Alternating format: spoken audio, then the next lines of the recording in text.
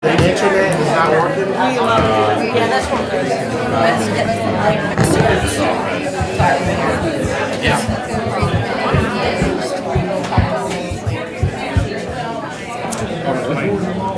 All right, good evening, everyone.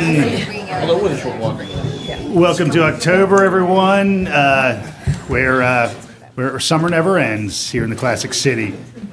It is Tuesday, October 1st, 2019. It is 6 p.m. So if you are here in the room, we were at Athens-Clarke County City Hall. If you're watching online on YouTube or at accgov.com, or you're watching the review of this show, or if you're watching on Charter Channel 180, we are happy to have you with us live in person or digitally. We have several items tonight that I'm going to get into, but first I would like to ask the clerk to call roll for me. Davenport. Here. Parker. Here. Link. Here. Wright. Present. Denson. Here. Neesmith. Present. Edwards. Here. Harrod. Present. Thornton. Here. Hamby. Here. Thank you, Madam Clerk. First order of business is approval of minutes of meetings of Tuesday, September 3rd, Tuesday, September 10th, and Tuesday, September 17th. I'd entertain a motion for approval of those minutes. So moved. Great. All right, I have a motion from Commissioner Neesmith, a second from Commissioner Parker for approval of minutes of those three meetings. All in favor? Aye. Any opposed? All right, minutes are approved. Clerk, any written communications this evening? No, we have none. All right. We are going to have to consider an item under suspension of rules, and we will have an executive session upon conclusion of the voting meeting, so I'd entertain a motion for suspension of rules. So moved. Second. All right, I've got a motion from Commissioner Neesmith, a second from Commissioner Hare for suspension of rules this evening. All in favor? Aye. Any opposed? All right. We have several opportunities for citizen or resident input, as we always do. We have a consent agenda comprised of items 1 through 14, and so we'll have input on those in just a moment. Following that, we have public hearing on request for an addition to the Urban Services District. We then have old and new business, and then we have general input at the end of the evening. Rules for input are the same for each of these categories. You have 3 minutes to speak. Please identify your name, your address, and the item to which you're speaking. There are cards on the podium just so that we can accurately capture your name. If you'd fill one of those out and just hand those to Attorney Drake, who is sitting in the red tie and spectacles right in front of the podium, he would be happy to take those from you. And again, the first thing that we accept input on are the consent agenda items 1 through 14. So now is that time. Come on down if you'd like to provide some input on any item on the consent agenda. All right, we did well. All right, would any commissioner like to remove a consent agenda item for discussion? Commissioner Items Parker? 9 and 13? And 14? 13. 13, thank you. Mr. Mayor, item 11 and 12. All right, Neesmith, items 11 and 12. Any other items? All right, we'll go ahead and begin with item number 9. Commissioner Parker? Great. I just noticed something a little strange in the agenda report that I wanted to clarify before we approved it, particularly in the history. I noticed that items 8 and 9 were the same, except with different dates. One states that we approved the priorities list for the live stream pipe replacement on February 6th. Second says that we approved it on October 2nd. And I just wanted to make sure that there wasn't another aspect of the history that had been left out potentially, and therefore causing this confusion here. Yes, Commissioner, and I appreciate your careful reading of the agenda, and that was a cut and paste error. Okay. The proper date, it is, as you said, an identical history item. The proper date is the October 2nd date that it was adopted. That it was adopted? Yeah, the Athens in Motion Plan. Isn't that the question? Oh, okay. I see. Yeah. Okay, that makes sense.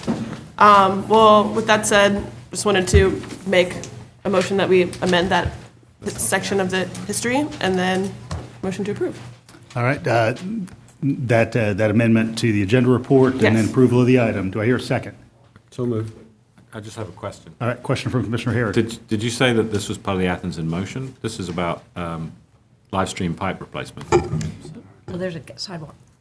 But, yeah, the sidewalk is combined with that, and I believe, now my computer's gone blank, I believe the history item was that the duplication was on the adoption of the Athens in Motion plan. And so there, 8 and 9 are duplicate, that the February date is in error. Okay.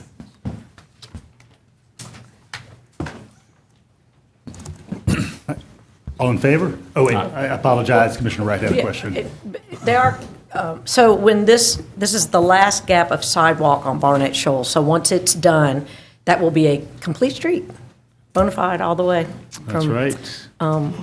Lexington Road up to, Walk from the movie theater to Cedar Shoals High School. That's right. Uninterrupted. there you go. All right. So. All right, any other commission input on this side? All right, all in favor? Aye. Any opposed?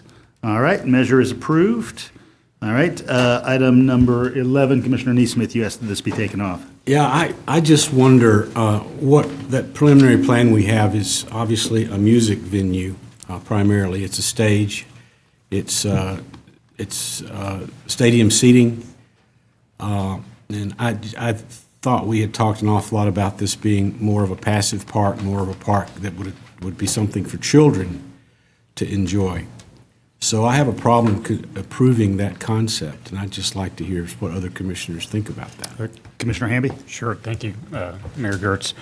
Commissioner Neesmith, it's my understanding it's a concept for a park, and the elements will come back to us at a later time to be approved upon after some extensive public input.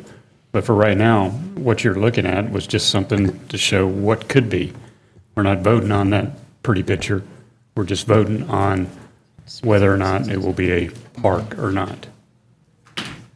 Well, I just want to be clear that that's the case, that we're not voting for that concept, that we're voting for a concept of a park. And maybe we need to see multiple concepts to decide which one is the more appropriate.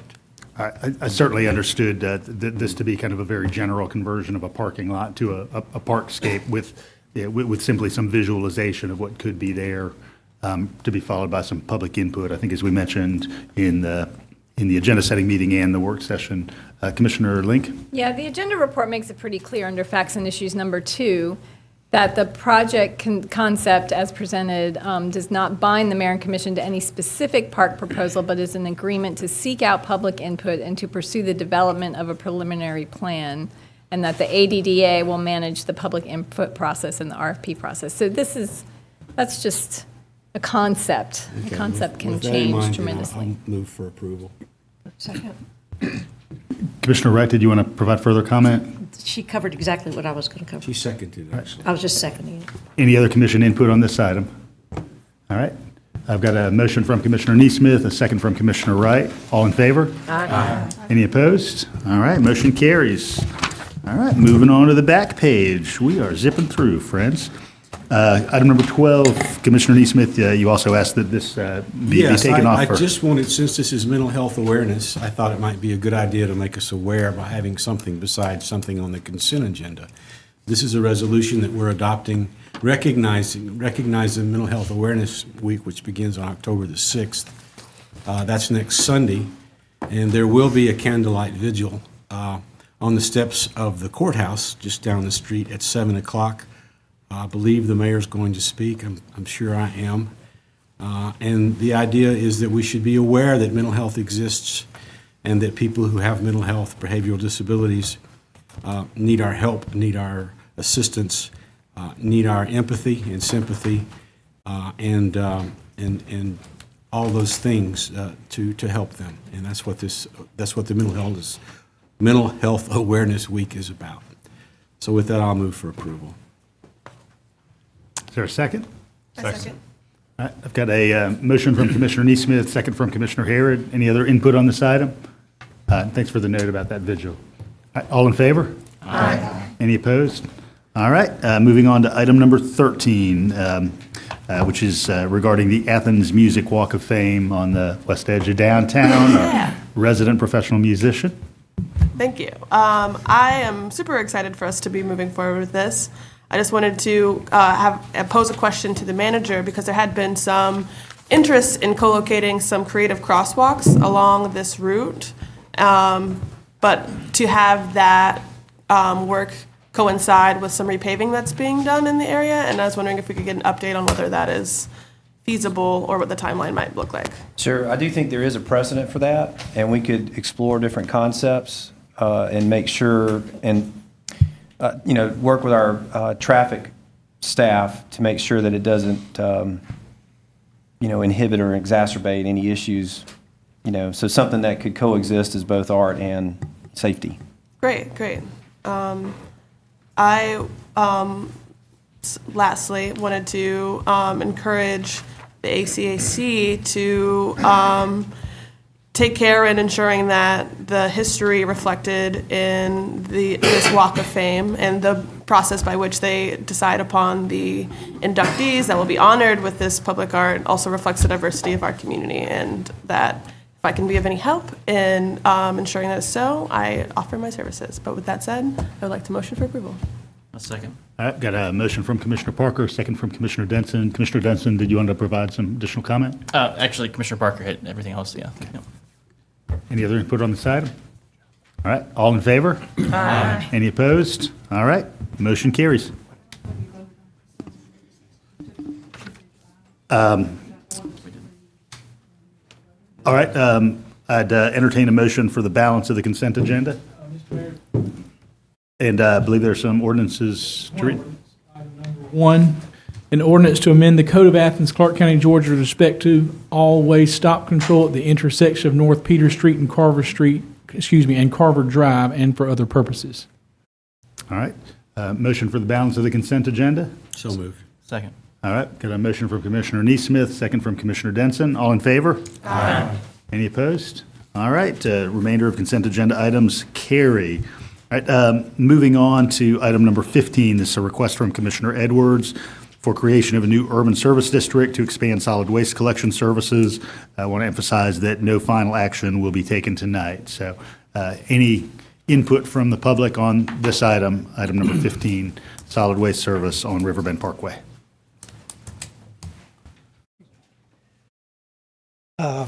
Used to be better at this. I'm awful nervous. As a high school teacher, I can't get over it. Thank you again for the opportunity to voice my support for the extension of urban services to River Oaks, which is a small part of a much larger Riverbend East community. With your help, this heavily trafficked pedestrian corridor, which is situated almost directly adjacent to the currently established urban services district, will be safer, more environmentally responsible. At the same time, road damage and related costs to Athens and its citizens will be lessened.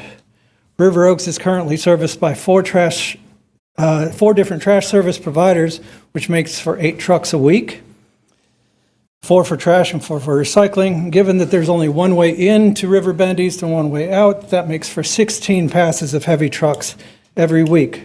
Reducing the number of trucks from 8 to 2 just seems like the smart thing to do. As I mentioned before, but it bears repeating, should this extension be approved, the health, safety, and overall quality of life will be improved for all of Riverbend East, not just the residents of River Oaks. It'll be better for the families, pedestrians, commuters that live and work in the 8 multi-unit complexes that also line Riverbend Parkway. This includes the families and residents of Surrey Square, Riverbend Club, the Park at Hillside, Cross Creek, the Woodstone Community, Redlands, Fernbank Court, and the Players Club. The trucks that currently provide curbside service to River Oaks roar through the multifamily section of Riverbend Parkway at considerable speed, serving not a single person. Their trucks don't bother us. Why should our trucks bother them? Thank you for your earnest consideration of the extension of urban services to River Oaks. Thank you, sir. Can I have your name for the record? Oh, I'm sorry, Stephen Kozlowski, 120 River Oak Way. Thank you, Mr. Kozlowski. Thank you. I appreciate it. All right. Any other input on item number 15?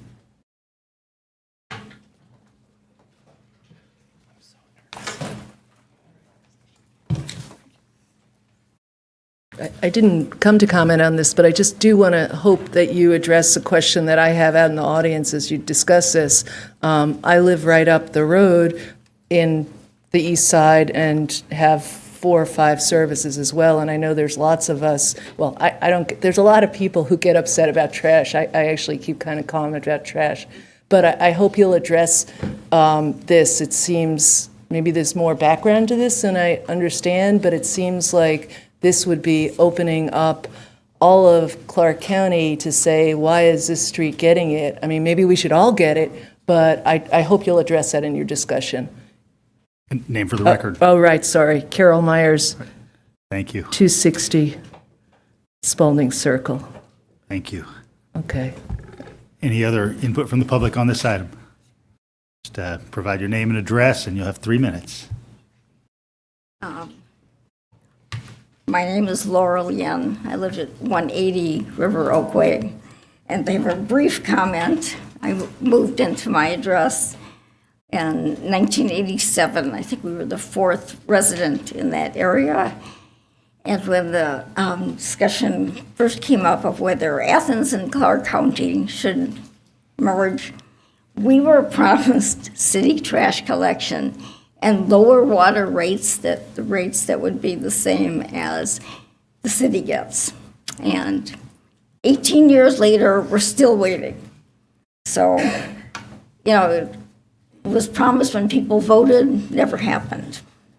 I don't know if that has any influence on it or you, but it certainly has influence on me. So. All right.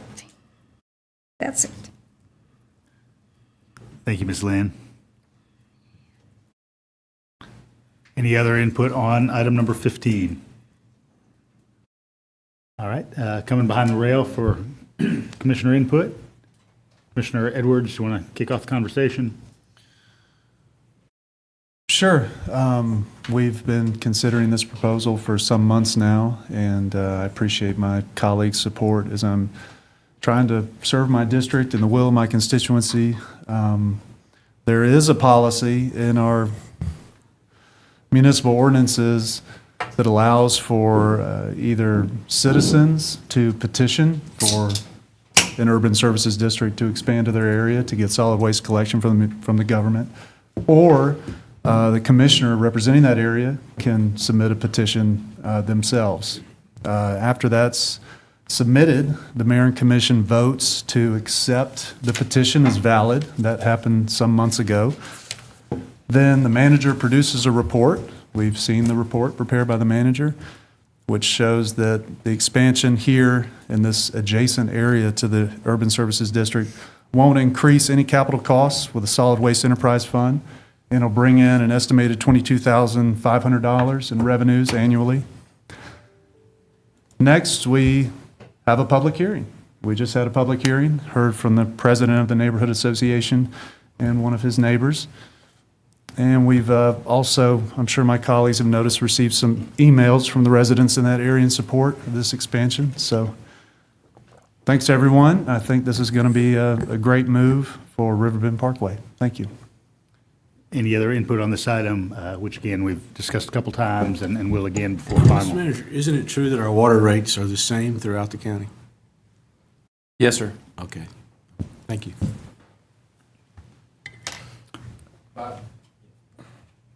Commissioner Denson? Thank you, Mayor. And as Commissioner Edwards brought up, I mean, this is a process that's open to all communities in the general service district.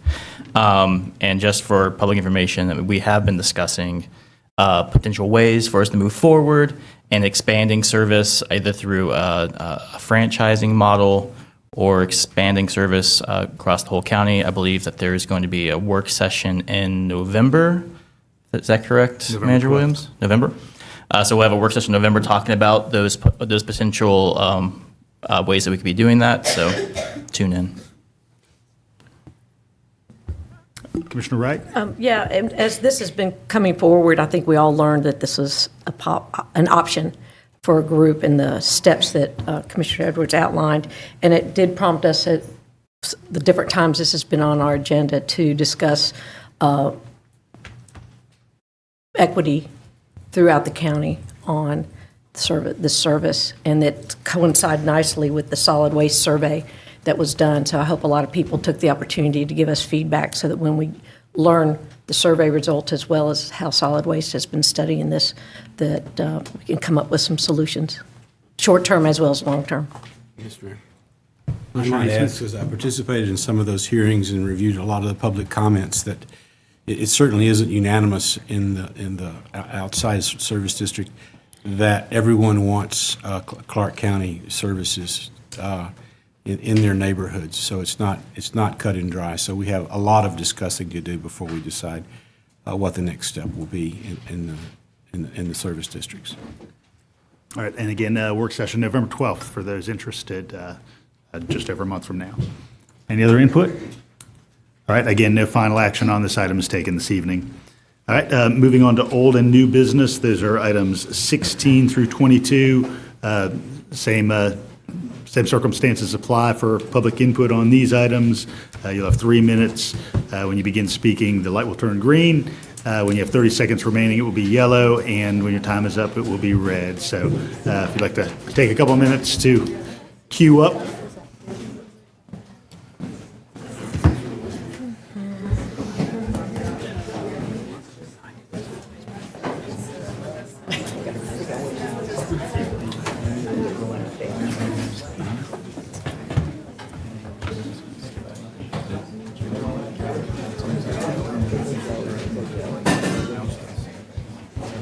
All right, I think everybody's assembled. Good evening, ma'am. White Crane, 585 Snapfinger Drive. I am part of the new committee of stakeholders charged with helping animal control revise its plan of action. And while I have plenty of my own opinions, I've never actually worked at animal control. I've never seen or read their policies. I've never had an opportunity to work behind the scenes there. And I think we all understand that if you've never walked in someone else's shoes, you don't really know what they do. So I'm here to ask you to approve the audit that was voted on by the audit committee. Without an audit, I'm uneducated in the management activities of the policies of animal control, which is the very backbone of that facility. And to be an effective committee, we need the audit to educate us on the inner workings so that we can make informed recommendations. We are dedicated to making animal control better, but we can only see our side of things based on our personal experiences. We want to represent our community and our county, and we want to do it in an educated manner. We have made small changes. We hope to continue to make changes, even throughout the audit, but they will not be great enough to make the audit irrelevant. The audit will give us a quantifiable baseline to evaluate the effectiveness of the changes. It's imperative to the future of animal control to start with this audit. Last month, we asked for your attention, and you fully gave it, and for that, we are very grateful.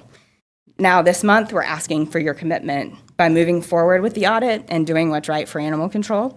As a member of the committee, I can assure you it will not go to waste. Thank you, Ms. Crane.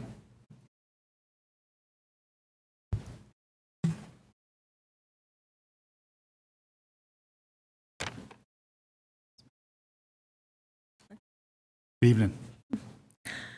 My name is Sherry Tanner. I live at 167 Featherwood Court. I'm a shelter volunteer. I'm also the founding member of a recently created activist group, commonly referred to as CACA. I would like to first thank the Commission for supporting the animal welfare community, and most importantly, the animals at the county shelter. After sharing our concerns at last month's meeting, we were moved by the Commissioner's response. All of you voiced your commitment to fix the ongoing issues and to work toward repairing the damaged trust of our local government. So I want to thank you guys for that. At the recent town hall, I had asked a question about the Pan-Luke scare that took place in June.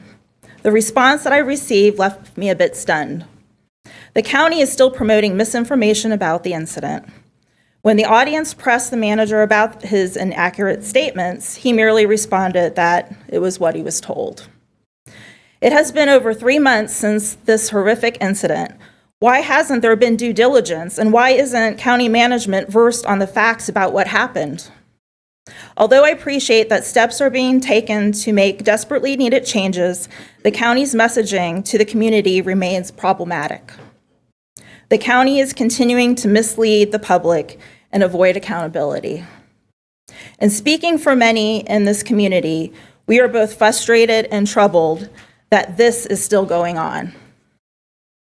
All of this brought me to thinking about the absolute necessity of an audit and all the steps that we've taken by Athens citizens just to get to where we are today. It took community members voicing their concerns up the county chain of command all the way to the manager's office and going through the same process 2 years in a row. It took volunteers and rescue organizations uniting to create a secret Facebook group. It took activism through social media and letter writing campaigns, as well as the creation of a website and YouTube channel. It took community members attending and speaking out at various local government meetings, such as this one. It took members of the commission giving their support, as well as the publication of a slew of articles by the local news media. Simply put, it has taken a lot. And where we are today is because the citizens of Athens unified to demand change when the county failed to live up to the expectations of the community. By consenting to a full independent audit, we will no longer have to solely rely on the county to conduct an accurate self-assessment. An audit would be a huge step forward in regaining the trust and faith that has been damaged. With that being said, I'm asking the commissioners to approve the next step in this process by voting yes to audit animal control. The positive changes that are being initiated and the need for an audit are two things that should not be treated as mutually exclusive. Thank you, Ms. Tanner. We can do both and should. We owe it to the community. Thank you. Thank you.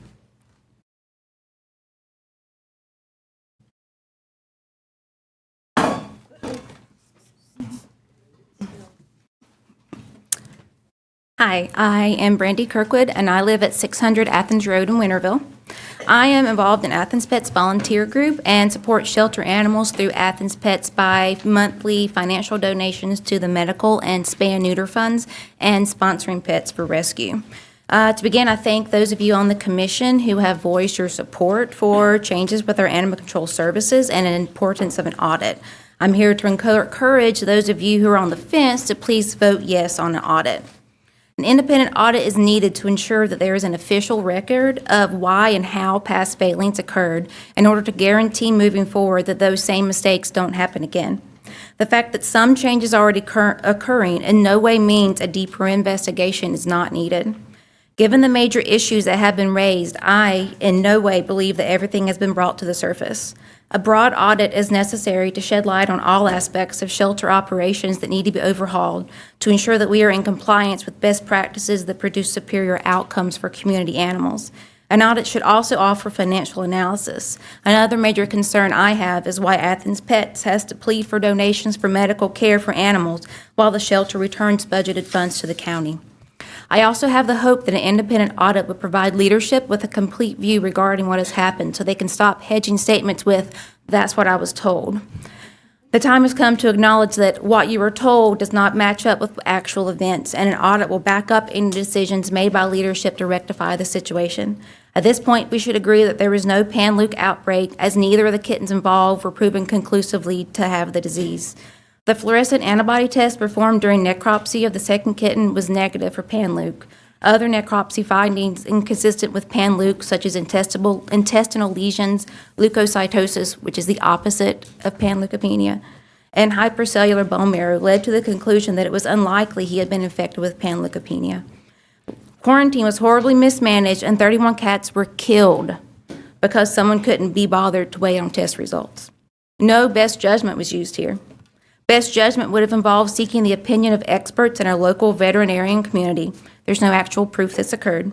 Following through with a full-length quarantine for exposed cats and waiting on necropsy results, because that's why you do a necropsy. If these decisions were the result of someone's best judgment, I would very much like those responsible removed from a decision-making position. In conclusion, we do not have a shelter problem. We do not have an animal problem. We have a people and a policy problem. I believe an audit would give the county sufficient evidence to fully acknowledge what happened and make the necessary steps, including policy and personnel changes, to ensure this never happens again. Thank you, Ms. Kirkwood.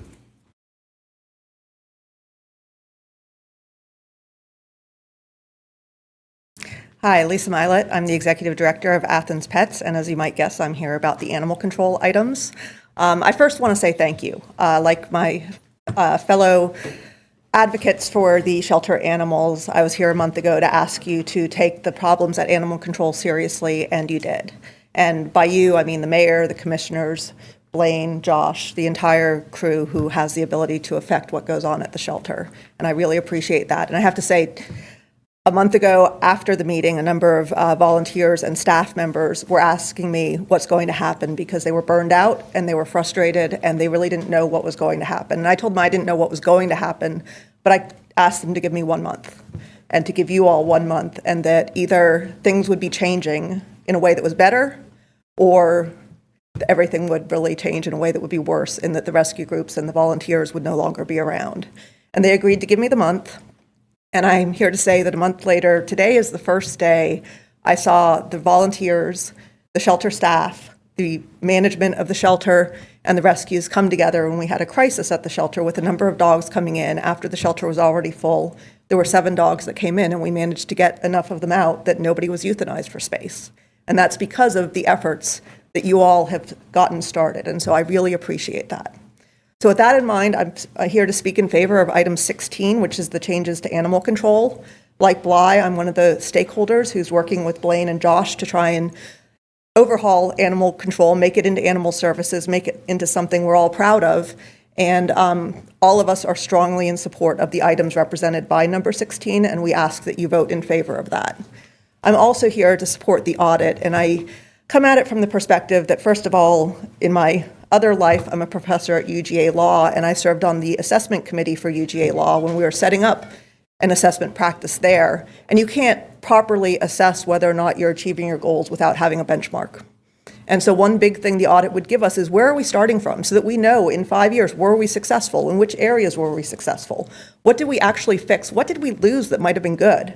And how do we adjust going down the road? But we need that benchmark today in order to know what changes we're making are good and what changes, whether or not we were successful ultimately. In addition, like Bly, while I'm a volunteer and I spend a lot of time at the shelter, I don't work there. And so there's a limited world of what I know at the shelter. There's a limited world of what the staff knows at the shelter. And I'm very happy that their input has been gathered and they're having a say in the process. But even with management, you stop seeing things over time. And if you work in a position for 6 years in management of the shelter, you stop seeing the things you do every day. We all do it. And so we need the audit in order to reveal those things that maybe people have stopped seeing, and or that some of us don't see at all, in order to know what it is we're trying to change. So I came here in May of 2018 asking you to fix things at the shelter. We came here last month asking you to fix things at the shelter, and we're here tonight asking you to fix things. We don't want to come back again, so please vote for the audit. Thank you. Thank you, Ms. Milet.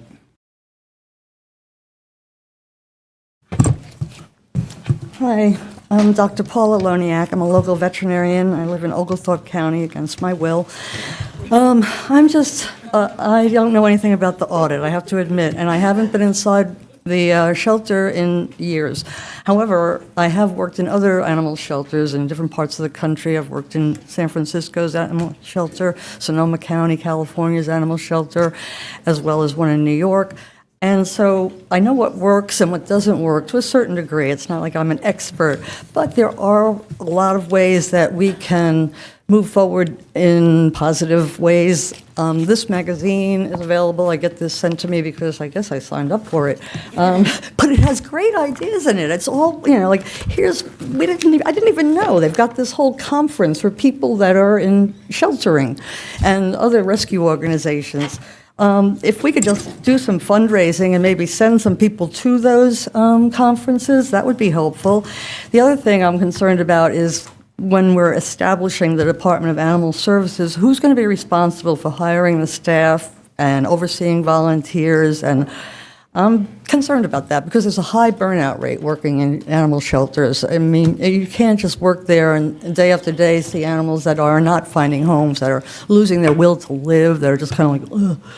So you got to have some positive things about working there so that people don't want to leave all the time. And want to make sure that they're doing things right. We don't want disease spreading through the shelter. We want hygiene things set up, like a foot bath, so that you're not walking from one disease room into a room where there's healthy animals and handling them. There's got to be some things like that put into use at the shelter, and we need to look at other shelters and see what they're doing right and what we might be able to do right that they're doing already. I think the entire department needs to be examined and overhauled. But I don't have all the answers. I did send many of you this email about what I thought about the animal shelter, and I hope you read it. It's about the standards of care and a few things that I just mentioned. So, yeah, I guess that's all for tonight, but nothing about tiny houses, just animal shelters. Thank you. Thank you, Dr. Loniak. We enjoyed a change of pace. Hi. Erin Stacer, 378 Atlanta Avenue. I'm here speaking on behalf of Athens for Everyone's housing initiative, and they're speaking to the recent announcement about the Bethel Homes project. They just want us to emphasize something I know is already a part of the conversation, but it's something that nonetheless needs to be repeated and repeated and repeated, which is that this needs to be an extremely careful process of rebuilding that puts residents first and does not result in any displacement of anyone who wants to stay there. And number two, to keep pushing the developer for as many permanently affordable housing units as possible. That's it. Thanks. Thank you, Ms. Stacer. It's Joseph Carter. I live at 175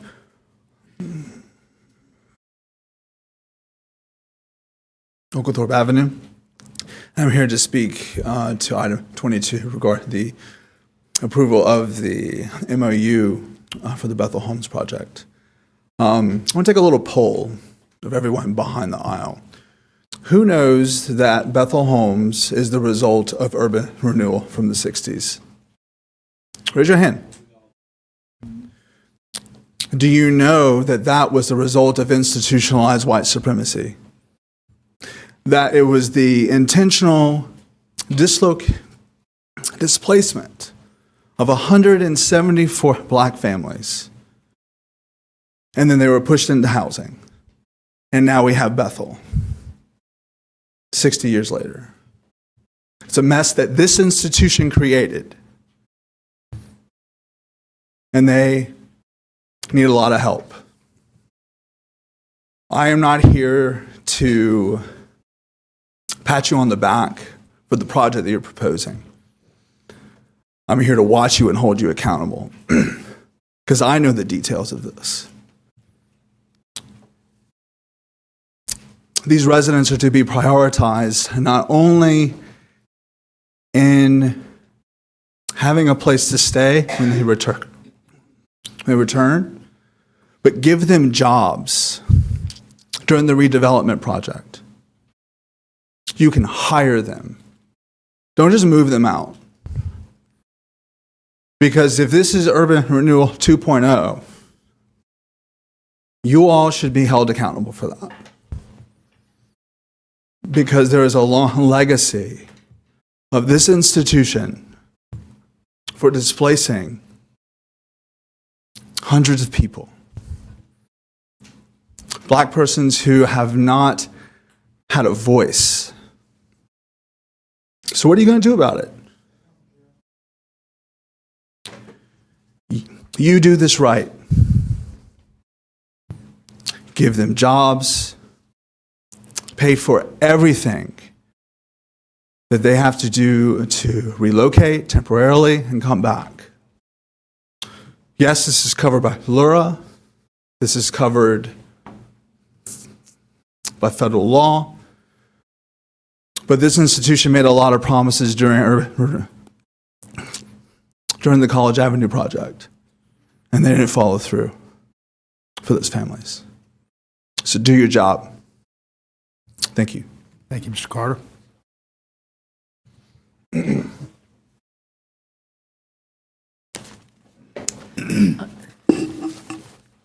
Carol Myers, 260 Spalding Circle. I'm here to speak also about item 22, the North Athens Downtown Development Project, also referred to as the Bethel Homes Affordable Housing Redevelopment. As a concerned citizen and steering committee member of 100% Athens Renewable Energy, I totally support the government's efforts to address affordable housing conditions and shortages. Having a safe, comfortable home brings dignity to everyone's life and encourages more productive and content lives. Tonight, I would like to tie this affordable housing project to the county's commitment to transitioning Athens to 100% renewable and green energy, a resolution for which was unanimously approved by all of you back in May.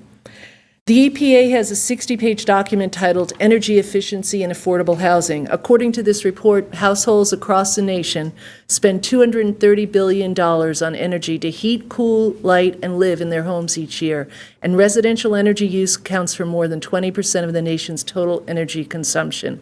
These energy costs contribute to the overall financial burden of housing. Low-income households spend about twice as much on energy as the average household for two main reasons. One, the percentage of income used to pay for energy generally is much larger if you're poorer. And two, outdated equipment and poor housing conditions can lead to a higher than average use and costs. For example, many low-income households tend to have poor insulation, drafty doors and windows, and inefficient appliances. Thus, as we plan the new Bethel Homes project, let's make sure that the new homes there are as green as possible in their construction, in their energy use, and in their energy sources. These new homes need to be well insulated, have the best energy-rated appliances, and have solar panels on the roofs from the get-go. A win for the planet and a win for the residents whose utility bills will be lowered considerably.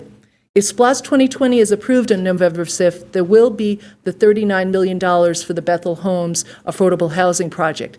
In addition, though, there will be over $15 million allocated for renewable energy projects to provide funding for a variety of sub-projects that serve to move the government towards 100% sustainable and renewable energies. Wouldn't it be wonderful and make us proud if the first of those renewable energy projects would be for the Bethel Homes Affordable Housing and combine our commitment to doing our part for the planet with our commitment to improving the lives of everyone in Athens. I've included links to the above-mentioned EPA report as well as links to others in an email version of this that I sent you all earlier today. Thank you very much. Thank you, Dr. Myers.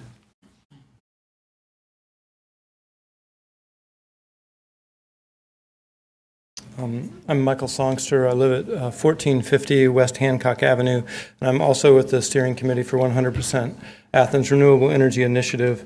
I'd like to just piggyback on what Carol had said and clarify that we believe that the standard for new projects that the county's involved in should be net zero, that the amount of energy that is used on site is equal to the amount of energy that is generated on site over the course of a year. And I understand that there could very well be pushback from people that believe that this is a housing project and not an environmental project, or that we don't need to be considering energy use this thoroughly. But I would say that we have lost the luxury of being able to not consider energy consumption in all of the projects that we are involved in. I think the good news is, though, that if we start now and we state this as a goal, that net zero construction can be done for little or no additional cost as long as it is part of the initial goal of the design. But that's going to come from y'all making sure that that is what we end up supporting. So thank you. Thank you, Mr. Songster. Good evening. Good evening. My name is Zachary Perry. I live at 744 Barber Street. I appreciate the opportunity to voice some of my concerns that I have with item 22 of tonight's agenda, the Memorandum of Understanding between Athens-Clarke County and the Athens Housing Authority concerning the North Athens Development Project. This memorandum states that $39 million of the proposed $44,500,000 in affordable housing funds to be raised out of the 2020 SPLOST will go towards a project which promises to renovate and improve Bethel Village with little description beyond comparing it to the Columbia Brookside development. While I have many concerns and questions, my most relevant in tonight's meeting, and the first I will ask is, why is this a necessary step for the Commission to take? As far as I'm aware, this isn't legally binding, and the SPLOST package is not passed yet, so this is quite literally counting your chickens before they hatch. Furthermore, with the proposed funding taking up the lion's share of the affordable housing funds, would it not be more prudent to begin this process with a more detailed and transparent investigation into best practices and how this $39 million will potentially be spent, rather than a generalized memo which vaguely outlines an extremely unsatisfying plan? My next question, what are we getting for our money? Currently, Athens, along with much of the country, is experiencing an affordable housing crisis, which is what I imagine spurred the inclusion of the housing funds on the 2020 SPLOST, although it's worth noting that they did not make it onto the SPLOST, which is already in effect. Bethel Village currently consists of 190 units, and per this memorandum, the North Athens Development Project promises to have 190 affordable housing units. What is the money going towards? Renovations are no doubt necessary and worthwhile, as affordable housing should not be doomed to substandard conditions. However, the memo suggests that this is far more than renovating dilapidated apartments. The memo describes a new development as a mixture of housing types, land uses, and density in North Athens area, together with connecting streets and infrastructure, creating a mixed income and mixed use development on the existing site and surrounding parcels, improving the quality of management of affordable housing units, and improving development opportunities in the North Downtown location. While that sounds exciting on one hand, it lacks a lot in terms of actual information. I have no idea what the North Athens Development Project entails yet, but you're preparing to promise away $39 million. What I do know is that this project does not promise to increase the amount of affordable housing units in Athens. I applaud the shift towards mixed income development, but without more units, the problems low-income Athenians face will continue. How much of our money is going towards renovating Bethel homes and ensuring that all Athenians can live in dignity? How much of our money is making sure that a nice couple from Minnesota has a place to retire next to downtown Athens? How much of our money is going towards gentrifying the area? The funding proposed in the memo would go towards direct expenditures by ACC, for example, for public ACC infrastructure such as streets, curbing, sidewalks, lighting, and so on. This fails to address the central issue of affordable housing. There are too many people and not enough homes. Should the poor raise their family in a park, cook their meals in a street light, perhaps bathe in a stormwater drain? Infrastructure is very important in development, but if there's no increase in the amount of units of affordable housing, then what's the point? Thank you. Thank you, Mr. Berry.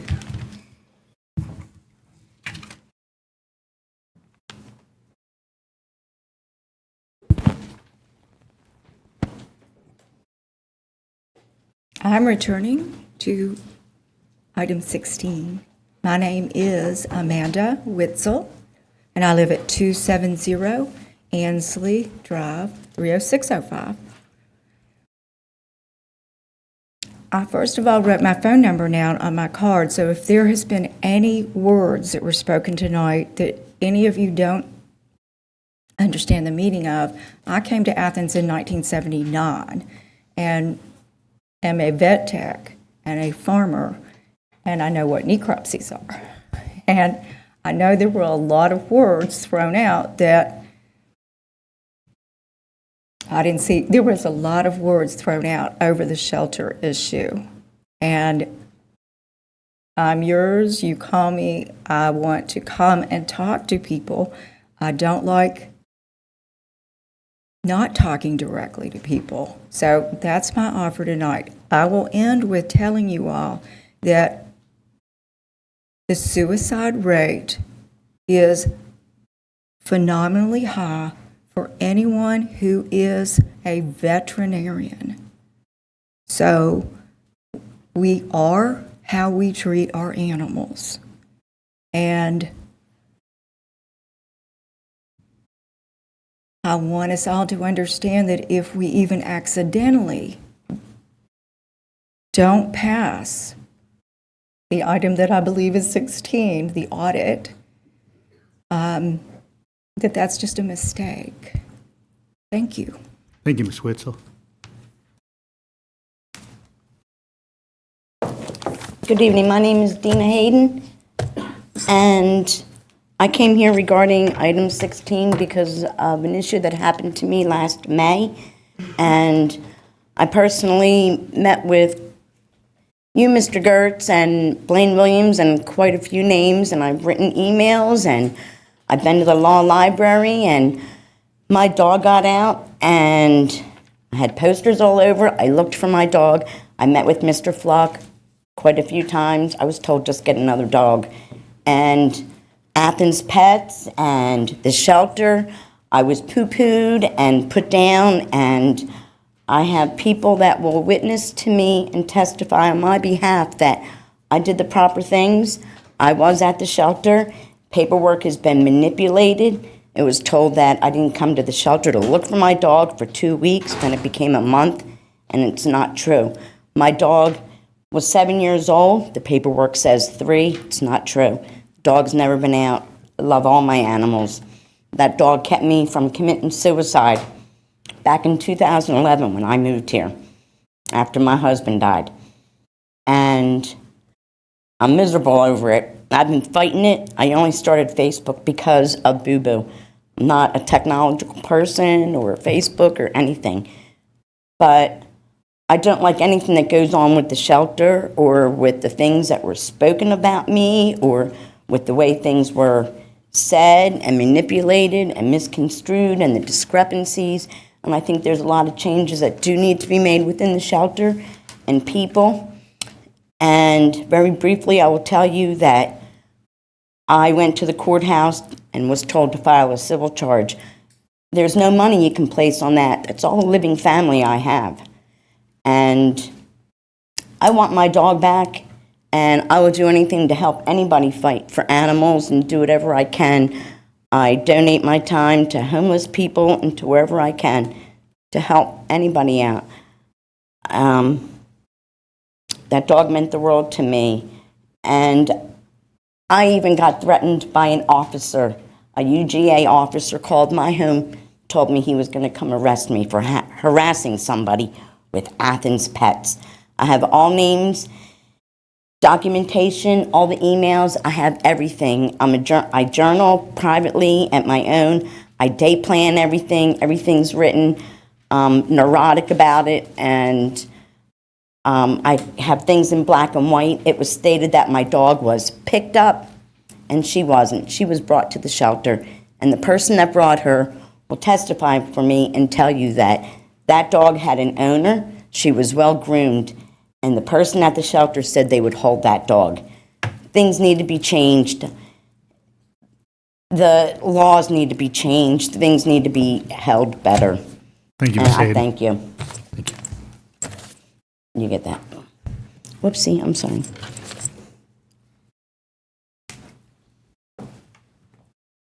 Good evening, Mayor. My name's Michael Smith, 147 Bryan Street, 30601. On item number 16, I'm supportive of the animal control reforms that are going on. I do want to mention that it's good that we're hiring an extra employee, but when the audit is voted on, it's very important for her to be able to do a budget analysis to find out exactly what animal services needs as far as money to operate at full capacity and to transform the scenario that we're in now.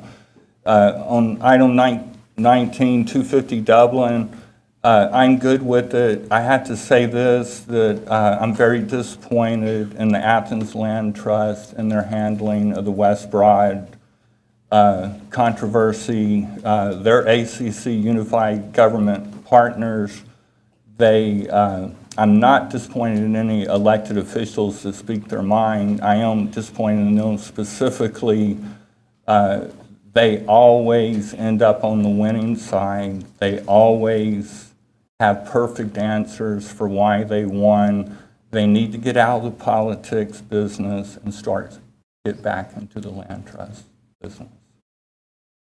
On the audit work plan, I support a full audit of animal services. On North Athens Downtown project, everybody's going to work hard on this. District 9 has massive disparity.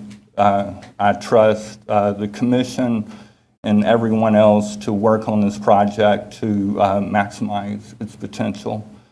Also support item number 25, money to the operational audit office for our part-time staff. On item number 20, Classic Center, vote no.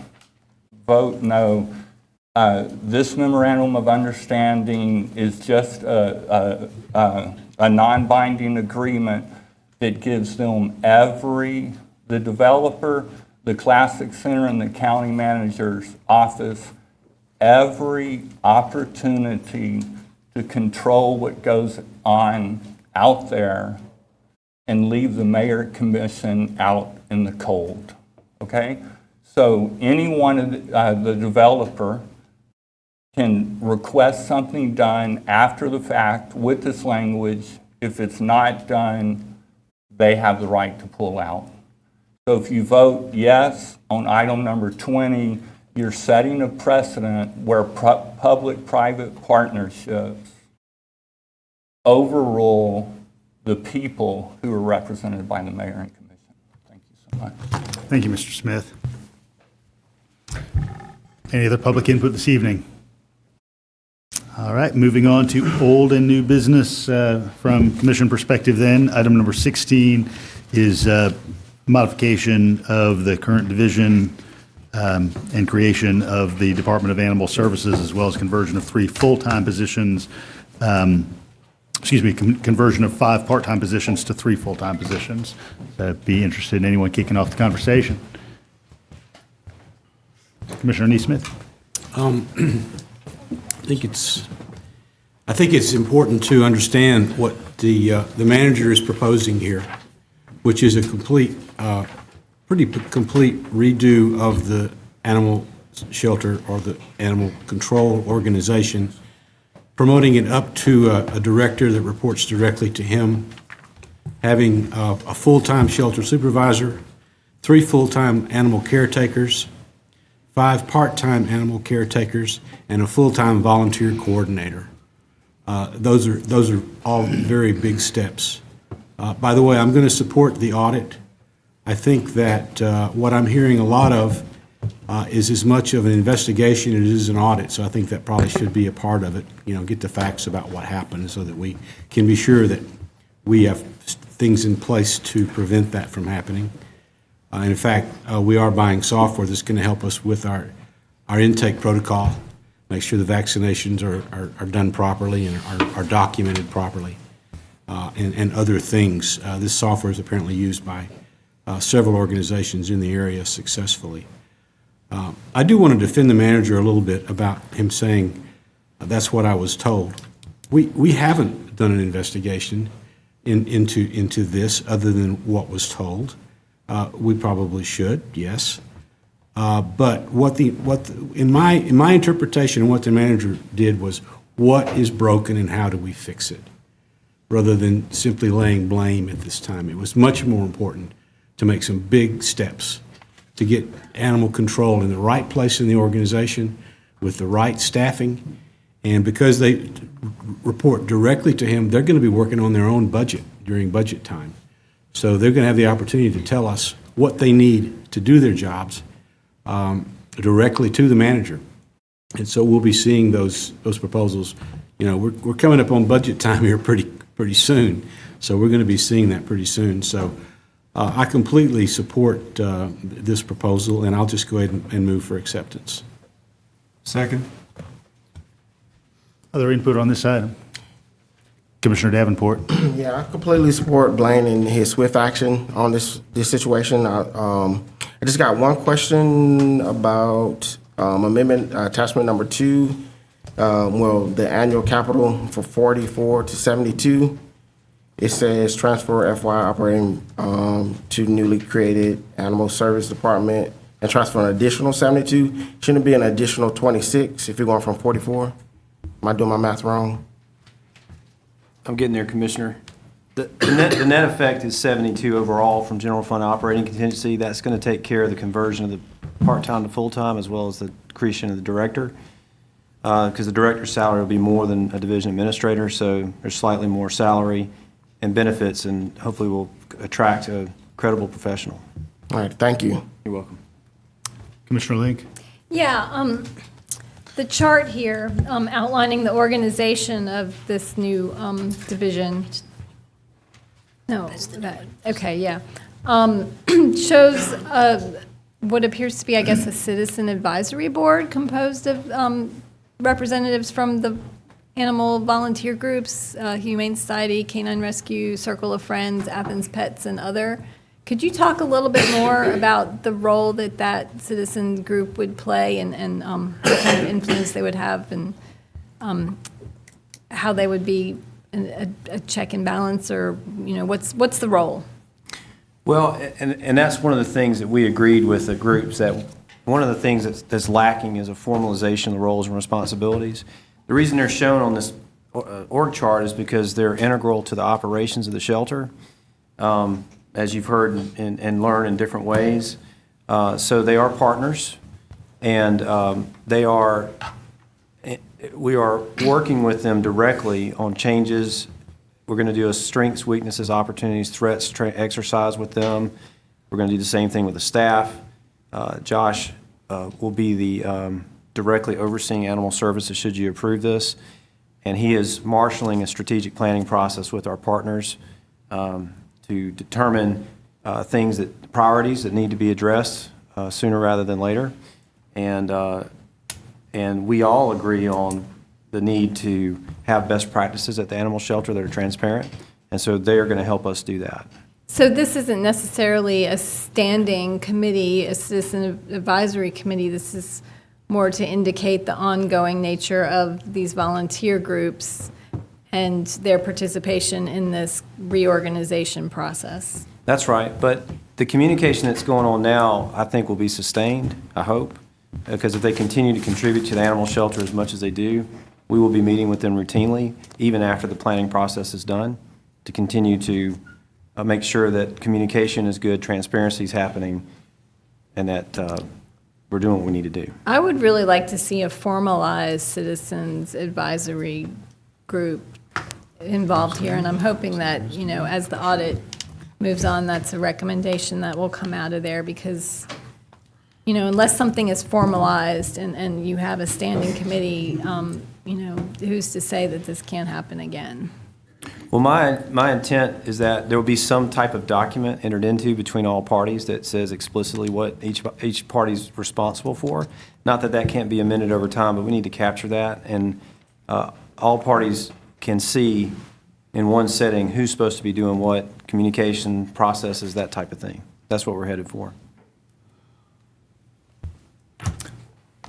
All right, I have a motion on the floor from Commissioner Neesmith, second from Commissioner Edwards. Any further input ahead of? Yes. This item is actually two ordinances that accomplishes this item. One is an ordinance amending the budget, and the other is establishing the Department of Animal Services. So I think we probably should bifurcate them, but on them separately, and I'll read the first ordinance first, which is attachment 1. Okay. It's an ordinance to amend the Code of Athens-Clarke County, Georgia with respect to establishing the Athens-Clarke County Department of Animal Services and for other purposes. So moved. Second. All right, so first motion regards creation of the department. Motion from Commissioner Neesmith, second from Commissioner Denson. Any further input on this component? All in favor? Aye. Any opposed? All right, motion carries. All right, second component. The second component is an ordinance to amend the FY 2019-2020 annual operating capital budget for Athens-Clarke County, Georgia, so as to provide funding to establish the Animal Services Department, authorize creation of a full-time department director position, convert 5 part-time positions to 3 additional full-time authorized positions, and transfer funding and authorized positions from Central Services Department, Animal Control Division to the new Animal Services Department and for other purposes. So moved. Second. All right, I've got a motion from Commissioner Neesmith, second from Commissioner Parker. Any other input on this piece? Commissioner I Neesmith. just want to say this gives us the opportunity to create an animal services division that could be stellar, and that's the goal I think we all share, especially with all of this participation by the interested people, the professionals that are not ACC employees and so forth. I look forward to this going on. I think we as commissioners are all going to be watching carefully. I know the manager will be, especially now since it's almost directly under his control, and he's taken a lot of heat and responded well. So I'm really excited about this. All right, all in favor? Oh, Commissioner Edwards? I echo my support. This is a big step for this government to reform the department and create a department. I look forward to seeing more positive changes. All right, all in favor? Aye. Any opposed? All right, I do want to thank the manager for his consistent attention to this. I very much want to thank members of the public and animal advocates for their attention up to this point and into the future, as I know we will see. So thank you all. All right, item number 17 is the Legislative Review Committee report on motorized vehicles in the form of a prospective pilot program and RFP. I'm going to ask Commissioner Wright, who chairs the LRC Legislative Review Committee and who has a commission-defined option, to speak. Yeah, thank you, Mayor Gertz. I think I'll try to summarize this, what might be the longest commission-defined option ever submitted. I have on page 100, you'll find the LRC's memo that's asking, the committee's asking for this lovely topic to come out in work session so that everybody can have as much fun as we are learning about this topic. And I'm going to do this as one motion. Does that sound okay?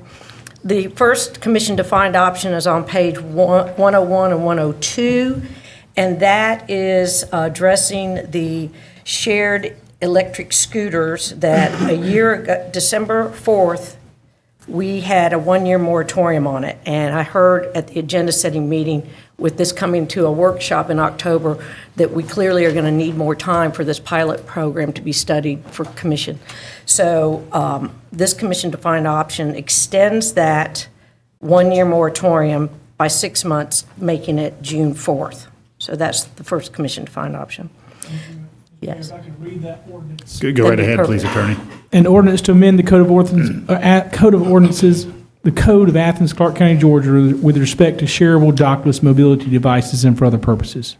Okay, thank you. Can this be in one motion? Or do Well, we need to break it? I think if we're clear that by doing this motion, we're approving this ordinance, that'll be fine. Thank you. Okay, do you want to continue, Commissioner Wright? And then the second commission-defined option is on page 103 and 104 in the electronic packet, and that is addressing that electric-assisted bicycles are inserted into the sections of our ordinances that are talking about bicycles. There are 6 different sections in there, and we're just trying to break the Class 1 electric-assisted pedal bicycles so that those are available to park and be where their bicycles are supposed to be. All right, Attorney? I'll read that ordinance. An ordinance to amend the Code of Athens-Clarke County, Georgia, with respect to bicycles and bicycle parking and for other purposes. Okay. And third component? That was the third. So it's the memo, LRC memo, the first commission-defined option, and that was the second one. Did I leave something out?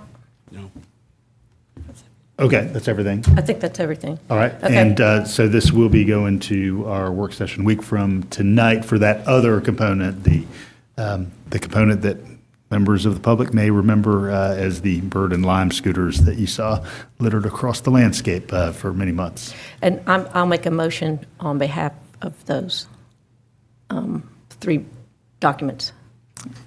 A second. All right, I've got a motion from Commissioner Wright, second from Commissioner Parker. Any other input on these items? All in favor? Aye. Any opposed? All right, motion carries. Thank you so much for your work on that. I appreciate it. And Attorney, please thank Sherry Hines and your office as well. Yes. Thank you very much. All right, item number 18 is adoption of the Athens-Clarke County Unified Government Title VI plan in accordance with the Civil Rights Act of 1964 compliance requirements. I know Stephanie Maddox had been involved in an earlier iteration of this and just wanted to give you a moment to provide some input on this. Thank you very much, Mayor Gertz. I provided a memo that I sent to the manager's office in July, and right before the meeting started, he updated me on some recent developments in regard to this position being transferred to the future Equity and Inclusion Director. If the manager can speak more about his conversation. My conversation is from July with the internal auditor of GDOT for the Southeast region, and he has more recent information I learned just this evening. Thank you, Ms. Auditor. Appreciate it. Manager, do you want to provide some additional context? Sure. We're in the midst of hiring an inclusion and diversity officer that you created, the position. And just to be efficient, staff asked, I'm not sure it was the same person, but GDOT, Auditor Maddox and I have talked about this, about transferring those responsibilities to the new inclusion and diversity officer. And what I was reported is that they don't want that done until the person is in place. So you'll be seeing this again probably next month to go ahead and transfer those duties. So we're 30 days out from making that change. Okay. Thank you. Any commission input on this item? All right. I'd entertain a motion. So moved. Second. All right. Motion for acceptance from Commissioner Edwards, second from Commissioner Wright. All in favor? Aye. Any opposed? All right. Motion carries. All right. Moving on to item number 19 concerning 250 Dublin Street. This is in Commissioner Parker's district, so I'll ask you to kick off the conversation. Right. Thank you, Mayor Gertz. I want to reiterate my enthusiasm for the way that this project has turned out. We kind of took a gamble on it back in February, hoping that the bulk of the units would be in the $200,000 range, and the remaining 3 would be purchased by the Athens Land Trust. We entered in, the partners entered into an agreement via MOU, but as outlined by Brad Griffin from the Planning Department, we don't really have the ability to regulate ownership of property through approval of a zoning action. And so with the outcome that we're seeing here, with the Athens Land Trust having stepped up to acquire this property as a whole, and hopefully receiving our support in doing so, we'll be able to ensure that these properties at 250 Dublin Street are perpetually affordable, which is something that I think my district desperately needs. I also wanted to point out in the memo from Brad Griffin that it is the opinion of staff it is possible to attach conditions of housing affordability to a zoning approval if specific criteria is provided as to what constitutes said affordability and who the regulatory agency will be that provides compliance oversight. And I mention this just to bring that to the attention of this body, that this is a mechanism that we could use moving forward to ensure that our communities are getting out of plan developments what they actually need. With that being said, I'm fully supportive of the project. I'd like to move to approve, but I first have a couple of questions about it, as I know that a number of members of my community desire a greater diversity of means by which we can ensure that more affordable housing is developed, particularly in my district, and have therefore approached agreements like the ones that we are about to approve with some scrutiny, and I want to address some of those concerns. For example, I'm curious about why the language has been changed in various places to say that this item supports the development of perpetual affordable housing in lieu of for the Athens Land Trust to acquire 250 Dublin Street. For example, under purpose, section A, approve the Athens Land Trust Community Development Block Contract Amendment. And so here it says, for Athens Land Trust to acquire 250 Dublin Street is struck out, and instead says to support the development of perpetual affordable housing. Now, I get that these things are arguably synonymous. They're serving the same goal, but I don't want anyone to feel misled or think that the language was made less specific in order to obscure the facts of the situation. So if someone could, love some clarification there. Thank you, Commissioner. I'll give you the short answer and let Deborah elaborate on that. Sure. Or ask her to. Basically, the original intent was to use some or all the funds to acquire the property, but there are some other activities that HUD requires that the funds will be used for instead of acquisition, so that wording was changed to support the development of the perpetual as opposed to acquisition. That's correct, Commissioner. We being the Housing and Community Development Department, received some recent HUD guidance that specifically address the steps that must be taken regarding environmental reviews. And because the size of this project is larger than Athens Land Trust or our other housing stakeholders, 1, 2, 3, 4 units, this environmental review must be more extensive than normal, and that process requires publication, it requires response, it requires public input that's going to be more than 30 days. As a matter of fact, it probably won't conclude until the end of November. Okay. And so we were not trying to prohibit Athens Land Trust from moving forward, and HUD permits, in addition to acquisition, using funds to support other affordable housing services and services that support affordable housing. And so this permits the project from going forward, or permits the project to go forward, but for this purpose so that it's not delayed. There's already an existing contract for this property, Right. and it closes, I believe, at the end of September. And so if we left the language as it was, then they would not be able to have the full access that they needed. Got it, thank you. My second question pertains to the reallocation of CDBG funds that had not been spent in previous years. As a variety of agencies, IHCI as an example, I've been kind of hurting for funding right now. I know Commissioner Neesmith has brought up some troubles that they have had at Advantage Behavioral recently. And I don't want to further any concerns that exist in the community about favoritism taking place. So first of all, how did this process come about that the Athens Land Trust was able to negotiate getting the reallocation of funds for this project? Commissioner, let me first explain that we again, being HCD, it's a hard habit for me to break. Yeah. We would not have had these funds but for the fact that one of the agencies that we'd originally suggested funding for and that this commission or the prior commission approved, in essence backed out of the FY19 contract, thereby leaving $100,000 on the table. Mm-hmm. And all of our partners were made aware of the additional $100,000 because we informed them. And so Athens Land Trust is one of our partners, and it Right. applied for those funds. Great. And what was the agency, just out of curiosity? Action Inc. Action Inc., that's right, okay.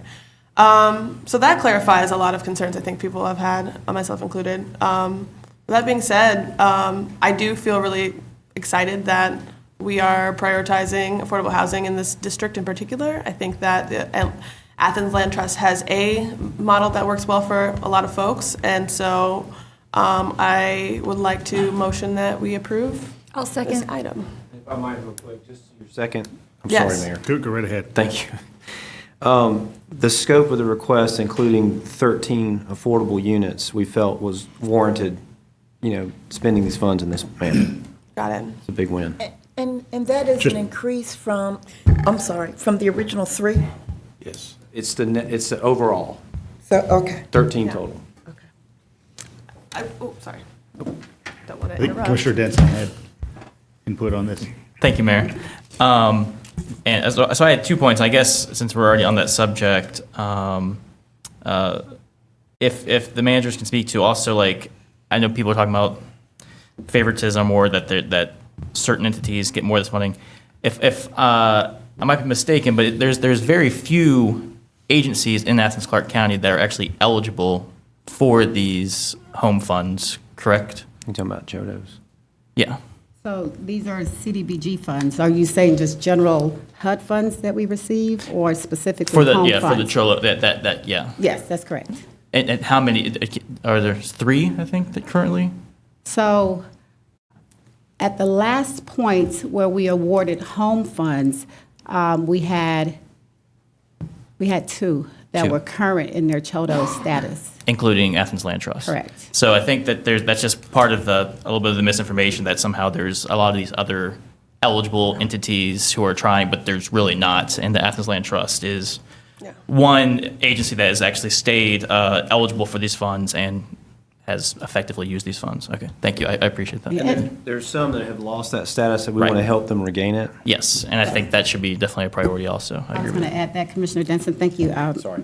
Blaine, no, thank you. Also, it's important to know that HCD continues to provide services that will help other agencies become eligible for these funds, so the doors are certainly open. Right, so if there's entities out there who want to be eligible for this, then they can be coming to HCD to figure out how they can become eligible. Yes. I appreciate that. And the other thing I brought up, and back when we first discussed this before, when this was with the previous developer, one of the questions I had asked for and hoped for was that since there's going to be some green space developed on this property also, and I had asked back before if some of that green space could be open to the public, to other residents of this community who live nearby. And at the time, the developer was not open to that. So I'm in support of moving this forward, but I do hope that we could work with the land trust and say, specifically like the community garden that's there, possibly that community garden be a true community garden that's beyond just the 13 residents in this specific neighborhood, but that could also give food and space to grow food to other residents that live nearby too. I think that would be a great community growing project. Commissioner Link? Yeah, speaking to Commissioner Denson's concerns about the community garden and the rest of the community, I mean, knowing the Land Trust's mission in community outreach and community building, I'm certain that they would be amenable to making this a more open space for the general neighborhood. I'm very excited about this project. I was excited about it in its first iteration, thinking we were going to get 3 out of 13 homes to be permanently affordable single-family homes, and now we're getting the entire 13. So that's a win-win, and I just want to point out the value of the Land Trust model for affordable housing. It was a model that was actually invented in South Georgia in an African-American community. Folks put their money together to create a community where the land was held in trust so everybody could have perpetually affordable housing. And it was also successfully used in an urban environment for the first time in the 1980s in Burlington, Vermont, by a mayor that some of y'all might recognize his name, a guy named Bernie Sanders. Yeah, who's that guy? So this is a time-tested model of affordable housing that can help stabilize property values in neighborhoods in that people are living in homes that they can afford to buy. And when you own your home, that is stable housing. You don't have a landlord who can sell it out from under you. You can paint your little girl's bedroom whatever color she wishes. You can plant a tree. You can plant a garden. You can put up a swing set. And the property values remain stable because the land is held in trust. So this is a way of staving off gentrification in neighborhoods and maintaining stable property values so people aren't pushed out of their homes as their property values increase, which we see happening in this very neighborhood. That tax bill comes around and folks have a hard time paying it. So I just want to, put that word in for this. There are many models of affordable housing, and this is one that can work for a lot of people, and it's a very stable form. And for many families, stability is the number one thing leading to success. When it comes to children and their ability to learn, having stable housing is extremely important. And we have too many children in this community that don't have that stable housing, and I believe that has a lot to do with some of our achievement gap in this community. So the more we can promote stable, affordable housing, the better. Commissioner Parker. Thank you. My fellow commissioner said a lot of what I wanted to say, but I do want to emphasize that I do think that the Athens Land Trust model is one that works well for a lot of folks, but we can have our ideas among this body about what works best, but ultimately represent the people. And I know there's a lot of people out there who would like a greater variety of options. That being said, I do have a lot of confidence moving forward of the work that is ahead to ensure a diversity of programs for affordable housing. I'm excited by Mayor Gertz's reinvigoration of that Athens Land Bank Authority as a means of propagating more affordable housing in this community. I've talked with Manager Williams about doing a sort of community visioning process with local community development organizations to see that they might be able to develop their means of working for affordable housing. And I personally intend to work closely with such organizations to help them have more robust programs for such. So looking ahead, knowing that we do have a menu of options that we're working hard to bring to the people, I feel comfortable moving ahead with this. Is there a motion on the floor? There's no second. I seconded. Motion from Commissioner Parker, second from Commissioner Link. Any further input? All right, all in favor? Aye. Any opposed? All right, motion carries. All right, moving on to item 20, which is the Classic Center Authority Parking Facility Memorandum of Understanding with their development partner, which is the exploratory step ahead of construction of the deck that's a component of the approved SPLOST package that's going in front of the voters on November 5th. Commissioner Link. Yeah, I mentioned my consternation with this memorandum of understanding when it came before us at the agenda session, which we were just seeing it for the first time at that session. I have a hard time approving of a memorandum of understanding with a private corporate entity that has rejected membership in our downtown development district. Landmark Properties is part of this memorandum, and they are owners of the Mark, which is the largest and most valuable property in downtown Athens, and it markets itself as the ultimate downtown location. Yet when we expanded our downtown development district boundaries, I believe it was 2 or 3 years ago, they communicated to our state legislators that they did not want to be part of that district. They did not want to pay that extra $1 million in taxes, which goes towards maintenance and cultural vibrancy of downtown. They did not want to be part of that. Yet we are proposing to enter a memorandum of understanding with this very agency to co-develop a parking deck. I have a hard time. I have a hard time signing on to that. I believe that, especially our wealthiest corporate entities should pay their fair share of taxes and should go above and beyond to participate in this community and what's for the greater good of the community. This is a project that is being, provided that the SPLOST list passes. It's being funded by public dollars. And this is a public benefit. So I would hope that, I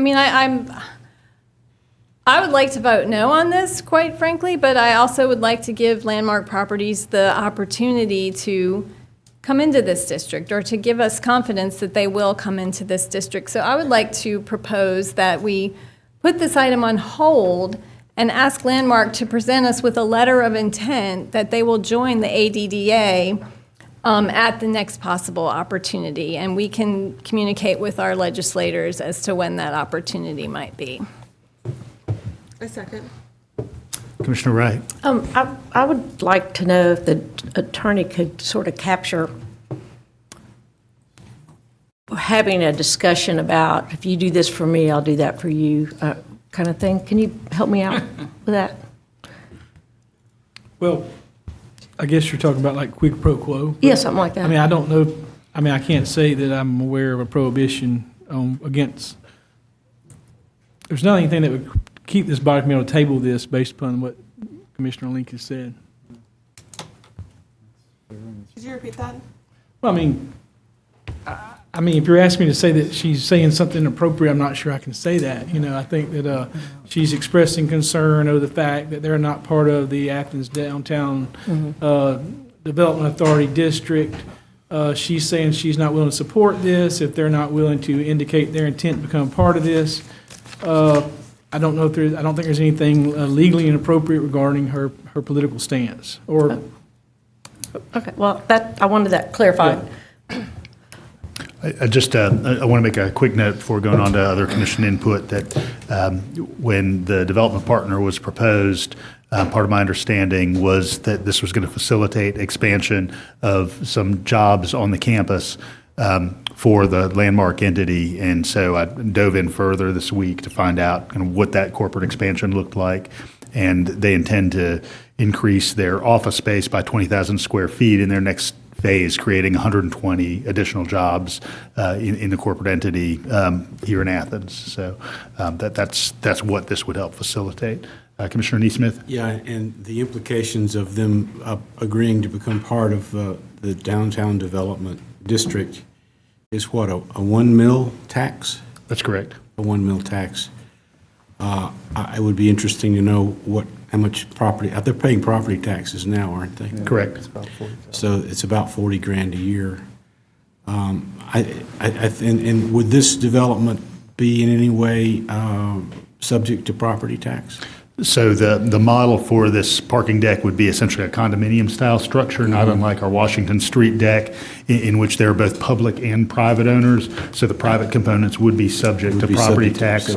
And this property that we're talking about, the deck itself, is in the Downtown Development Authority District and subject to that extra mill. So we're increasing our property tax base down there, including the ADDA base, if this all pans out. Correct.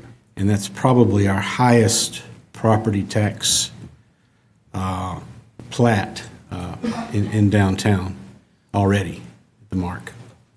I would imagine it's the biggest, so I suspect it's probably the highest paying property tax owner we have downtown. That is speculation on my part, but I think it's well informed. So I don't have a problem with this. Commissioner Hamby? Sure, thank you, Mayor. And I understand what you're saying, and don't necessarily disagree that, at the time, I wish they would have agreed to be in the ADDA. Our legislatures, however, did give people the option to say whether or not they wanted to be in the ADDA, and that's right. I mean, it was incumbent upon the ADDA to persuade and demonstrate what the benefit is of being in the ADDA, and I think we've done that over the past couple of years, and we continue to do that. I will say this, however, I'd like to continue trying to work with the MARC and the folks there to Landmark to make that a possibility. I'm not so sure that this is the right way to do that. I will say Landmark has, when asked to help contribute to some downtown things, they've done that. For example, I know they gave the first firework go around $10,000 to be a part of that. They're not even in the downtown district, so I think there's going to be things that are coming up that I feel confident that they'll want to participate in. I also feel confident at the end of the day they'll probably want to be in the ADDA boundaries because it does afford opportunities for incentives, opportunities for businesses. If you're renting and leasing out options below, we have some incentives that are available there and some opportunities such as that. There are also opportunities within this MOU checkpoints that require mayor and commission approval along the way. So holding up this MOU doesn't prohibit what you're asking for, Commissioner Link, because there are some other options that will come back to this mayor and commission for us to vote on at the end of the day. So there's, if you're looking for time for them to demonstrate that, there's time to do that as we move along in the checkpoints of this MOU. Commissioner Neesmith? Yeah, I want to read something out of this. It's paragraph 4A. This MOU is not intended to create, nor shall it create, any obligation on the part of the parties concerning the proposed lease, development, or operation of the project, and except for this paragraph shall serve only as a basis for further discussion and negotiations for the preparation and submission of development agreements for the review and approval by all parties until such time as final development agreements are executed unless specifically agreed to otherwise. Each party shall bear its own costs and expense. I'd like to make a substitute motion that we approve this MOU. Second. Further input? Commissioner Herod? I don't particularly have any further input except that I'm looking up on the tax records right now, and if I'm reading this correctly, the value of that property is $140 million. The mark. So they do contribute a substantial amount of property tax to our digest. All right, I've got a substitute motion from Commissioner Neesmith, second, yep, Commissioner Denson. Yeah, I guess speaking on that paragraph that Commissioner Neesmith read, saying that this is going to serve as the basis for the discussion and negotiations. Those negotiations are going to happen through the manager's office. Is that correct? From our side? And the attorney, I think you structured it that way. That's correct. I could read you that paragraph. That's fine. Just wanted to make sure I had a clarification on who was doing it. So I guess, I feel like either way this goes, that the commission could try, and it sounds like, well, maybe not the majority of the commission wants to necessarily put this on hold based on this, but it does sound like that a majority of this commission would be in favor of Landmark going into the downtown district. So I wonder if that could be part of some of the direction to the manager's office during these negotiations, that would be something that we would love to see Landmark as a partner opt into moving forward. I do want to make a procedural note that it's the General Assembly that assigns the boundaries of the Downtown Development Authority District, just for clarity's sake. Commissioner Davenport? I wish Commissioner Neesmith would have kept reading to item B, because it's very important. This MOU may be withdrawn at any given time by any party hereto. So if this, this body, this commission, if things start smelling bad, we can say no. Just want to point that out. Thank you. Commissioner Link? Yeah, considering that this is an MOU to begin development based on SPLOST funds that this community hasn't even approved yet, they're not even scheduled to be voted on till November, what is the rush in entering into this agreement? And what harm would it do in tabling it to have that discussion with Landmark about simply presenting a letter of intent? Commissioner? Can I talk? Certainly, I kind of respond at least to the question. Yeah, those are the questions I have, Commissioner Lincoln. That's why I'm reluctant to hold this item, because I'm just finding this out about holding it. I hear you. I'm with you. I want them in the district too. But it's hard for me to vote for it because I haven't had time to do my due diligence to answer those questions you're asking yourself. I have the same questions. Can the manager answer those questions? Well, my understanding is that the developer needs to move. There's a speed to market, and that there's a lot of planning that has to take place between now and then. And the sooner we start down that road, we can begin firming up more specific plans that can be shared with you. And go ahead. Yeah, the key component of the one thing that the MOU does do, it allows for the beginning of the geotechnical engineering evaluation necessary to begin the preliminary planning of the project. As we discussed in the agenda setting meeting, it allows a proposal to perform subsurface exploration, geotechnical engineering evaluation, allows for that work to be done by a firm called Geohydro Engineers Incorporated, so that we can determine whether, as you remember the discussion, that this property is even suitable for this development, because there is a large portion of downtown stormwater goes onto this property, and so that's the biggest purpose, is to allow that work to be done. Is a major purpose in taking off what the county manager said about the planning for the project. Thank you. That was better said. There's a lot of dominoes to fall, and we've got to figure out first if it's even feasible to be built upon. As you know, there's a lot of granite downtown.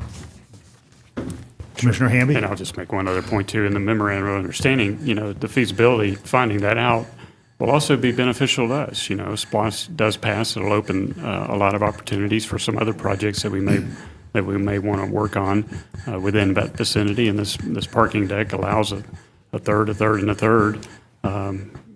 Certainly a third of that would come to us as far as parking spaces go for use in whatever we might want to do down there at some point in time.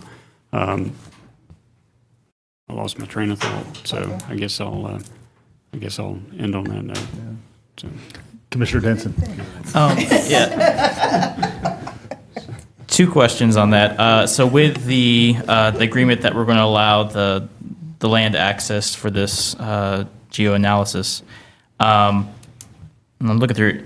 So part of that agreement is basically that the cost of that's going to be shared with Landmark and Athens-Clarke County and any other parties, or just the two? That was my point, thank you. Licensing authority, right. So the cost is going to be split up between those three so that Athens-Clarke County will kind of have less to pay for in that. So that part is good, yeah. And on, Mayor, on your comment about us including a Landmark into the downtown district, and so that was something I was actually wondering, like, the way that the lines are drawn now, is Landmark excluded, so that therefore for them to opt in, we would have to actually have the legislature redraw the lines? That's right. Okay, so that sounds much more complex than I thought. Maybe it was that the lines were already there, and I thought they had opted not to. Okay, so. Commissioner Parker. Thank you. I came here tonight planning to vote no on this just because I think that we've been too lenient in previous negotiations with Landmark and sensing a foul smell coming down the road at some point in this agreement. But as Commissioner Davenport, I almost said Commissioner Patrick. Commissioner Davenport pointed out, we can, if at any point we become uncomfortable with the direction this is moving in, decide to pull the plug. And so for now, I don't see the need to hold this up and feel comfortable moving ahead with it for the present moment. Commissioner Link. I'd like to ask the attorney what possible legal ramifications might happen if we were to go forward with this and then pull the plug. I mean, would Landmark have standing in court to sue us? No, I think the MOU that they've agreed to sign, they've reviewed, clearly says that it's non-binding on us. That's typical nature of MOU. Remember, I was first asked about the MOU. I indicated that it would be non-binding, so no, I do not.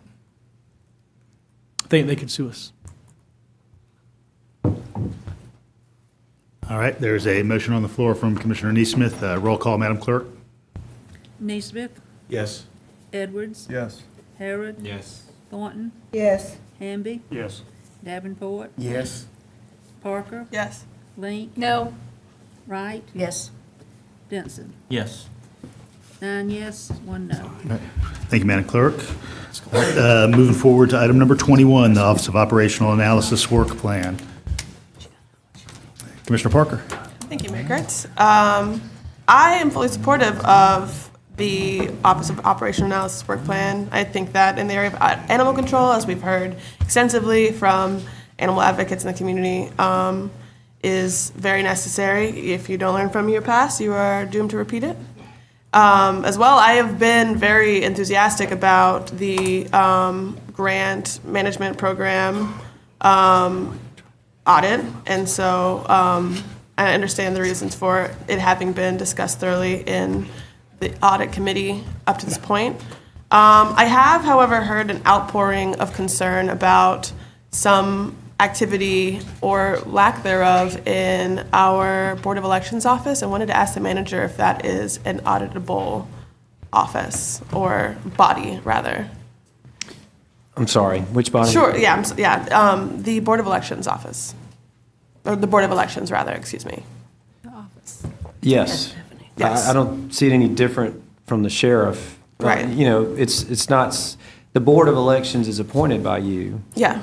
And, but no, I don't see why it wouldn't be an audit. Yeah, and I thank you. And I share a lot of the concerns that have been expressed to me about, despite, an uptick in registered voters and increased turnout, having offered fewer opportunities for folks to vote early in fewer polling places, the 1 in a million chance irregularity we saw with a voting machine in Winterville, these and other concerns that folks have brought up to me, I think, are equally worth consideration by the internal auditor. And so I wanted to propose that we move to approve the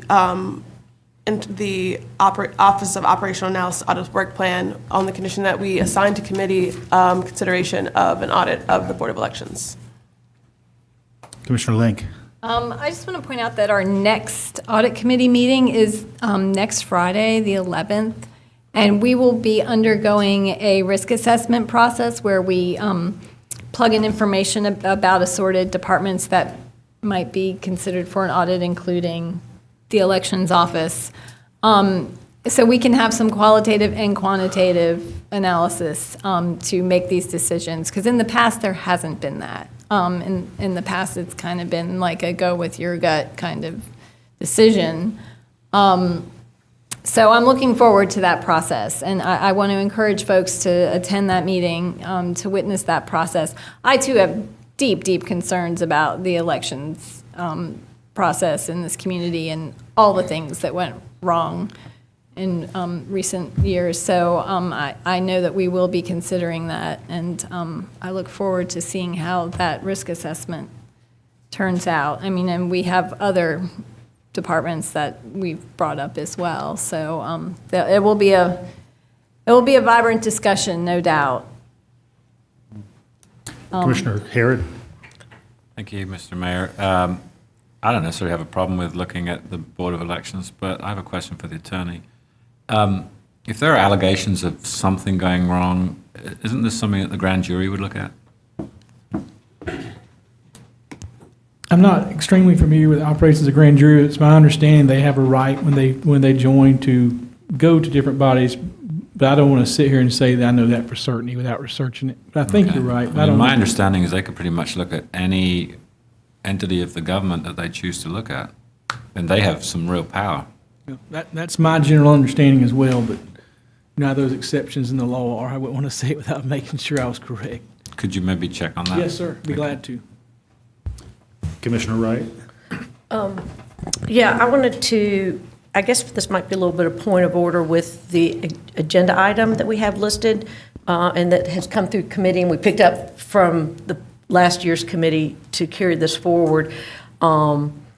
Central Services, Animal Control, should we not update that to be Animal Control Division as well as the current Animal Services Department, so that as the audit goes forward, it would be covering past and recent past? That makes sense, yeah. Is that something we can just do as a point of order or does it have to be spelled out? So I think you're saying that there may have to be some change in the language of this agenda item based upon the changes, Yeah, we the just recent changed- vote on the yeah. agenda item previously. I think we could do that. We could look at Okay, that. so we would be covering what it used to be called and what it's called now? Yes. Because there's still 2 audits and a new section of the sheriff's office that are still the current work plan, and this work plan doesn't get started till the other work plan is over. So we still have time that will be occurring before this, if this gets passed today, will be underway.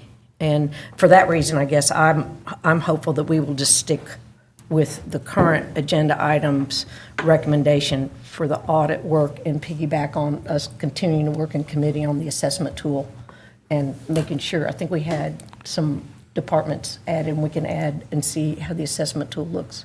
Madam on board Auditor. elections.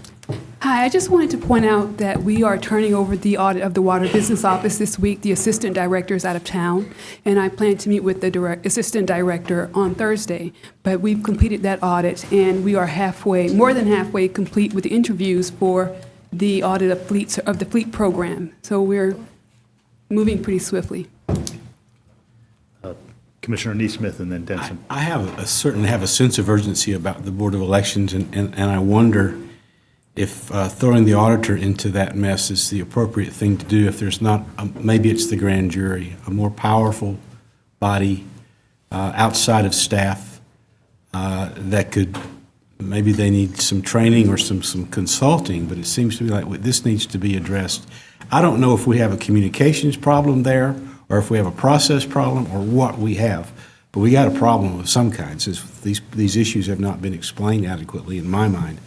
I just wonder if there's not a more expedient way to do it than to put it on the work list of the operational auditor. Mayor. I've got a few pieces of input. Commissioner Denson. Okay. So I definitely, getting back to our first main point on this agenda item, definitely support this animal services audit going fully. I know there have been some discussion about limiting the scope away from the financial end of that. And after talking to many of the stakeholders who are working with the manager's office, speaking with some former employees of animal control, it's very obvious that we need to have this audit be as encompassing as possible. And I think to some of the public comment that we had, like to establish a baseline so we can actually measure success going down the future, and also to measure what we're doing compared to other animal service or animal control departments across the state, so we can actually see where we kind of stand in this region. To the items of Board of Elections, I would be in favor of pursuing either or both the audit. I think it doesn't hurt for it to be discussed, at least in the audit committee, to see what's going on there. I think it also sounds like a good idea to have this looked into, potentially being passed on to the grand jury. I think another important point is to bring up that this month's work session, we're going to have, I believe, the Board of Elections before us giving an update, so that this body will be able to ask questions and look into what's going on there too, because I have also many grave concerns, and I think it's also that would be, of course, a public session that community members can tune into who also have their own concerns to see what's going on. Commissioner Davenport? Yes. So there was a motion made to the floor to motion to accept the Office of Operation Analysis Audit Work Plan as well as include the Board of Election. No one seconded, so I'm just confused where we are right now. I think the suggestion was to ask the audit committee to discuss that at their next meeting. Was that a motion? That has been seconded, but yes. Second. Wait a minute, what are we seconding?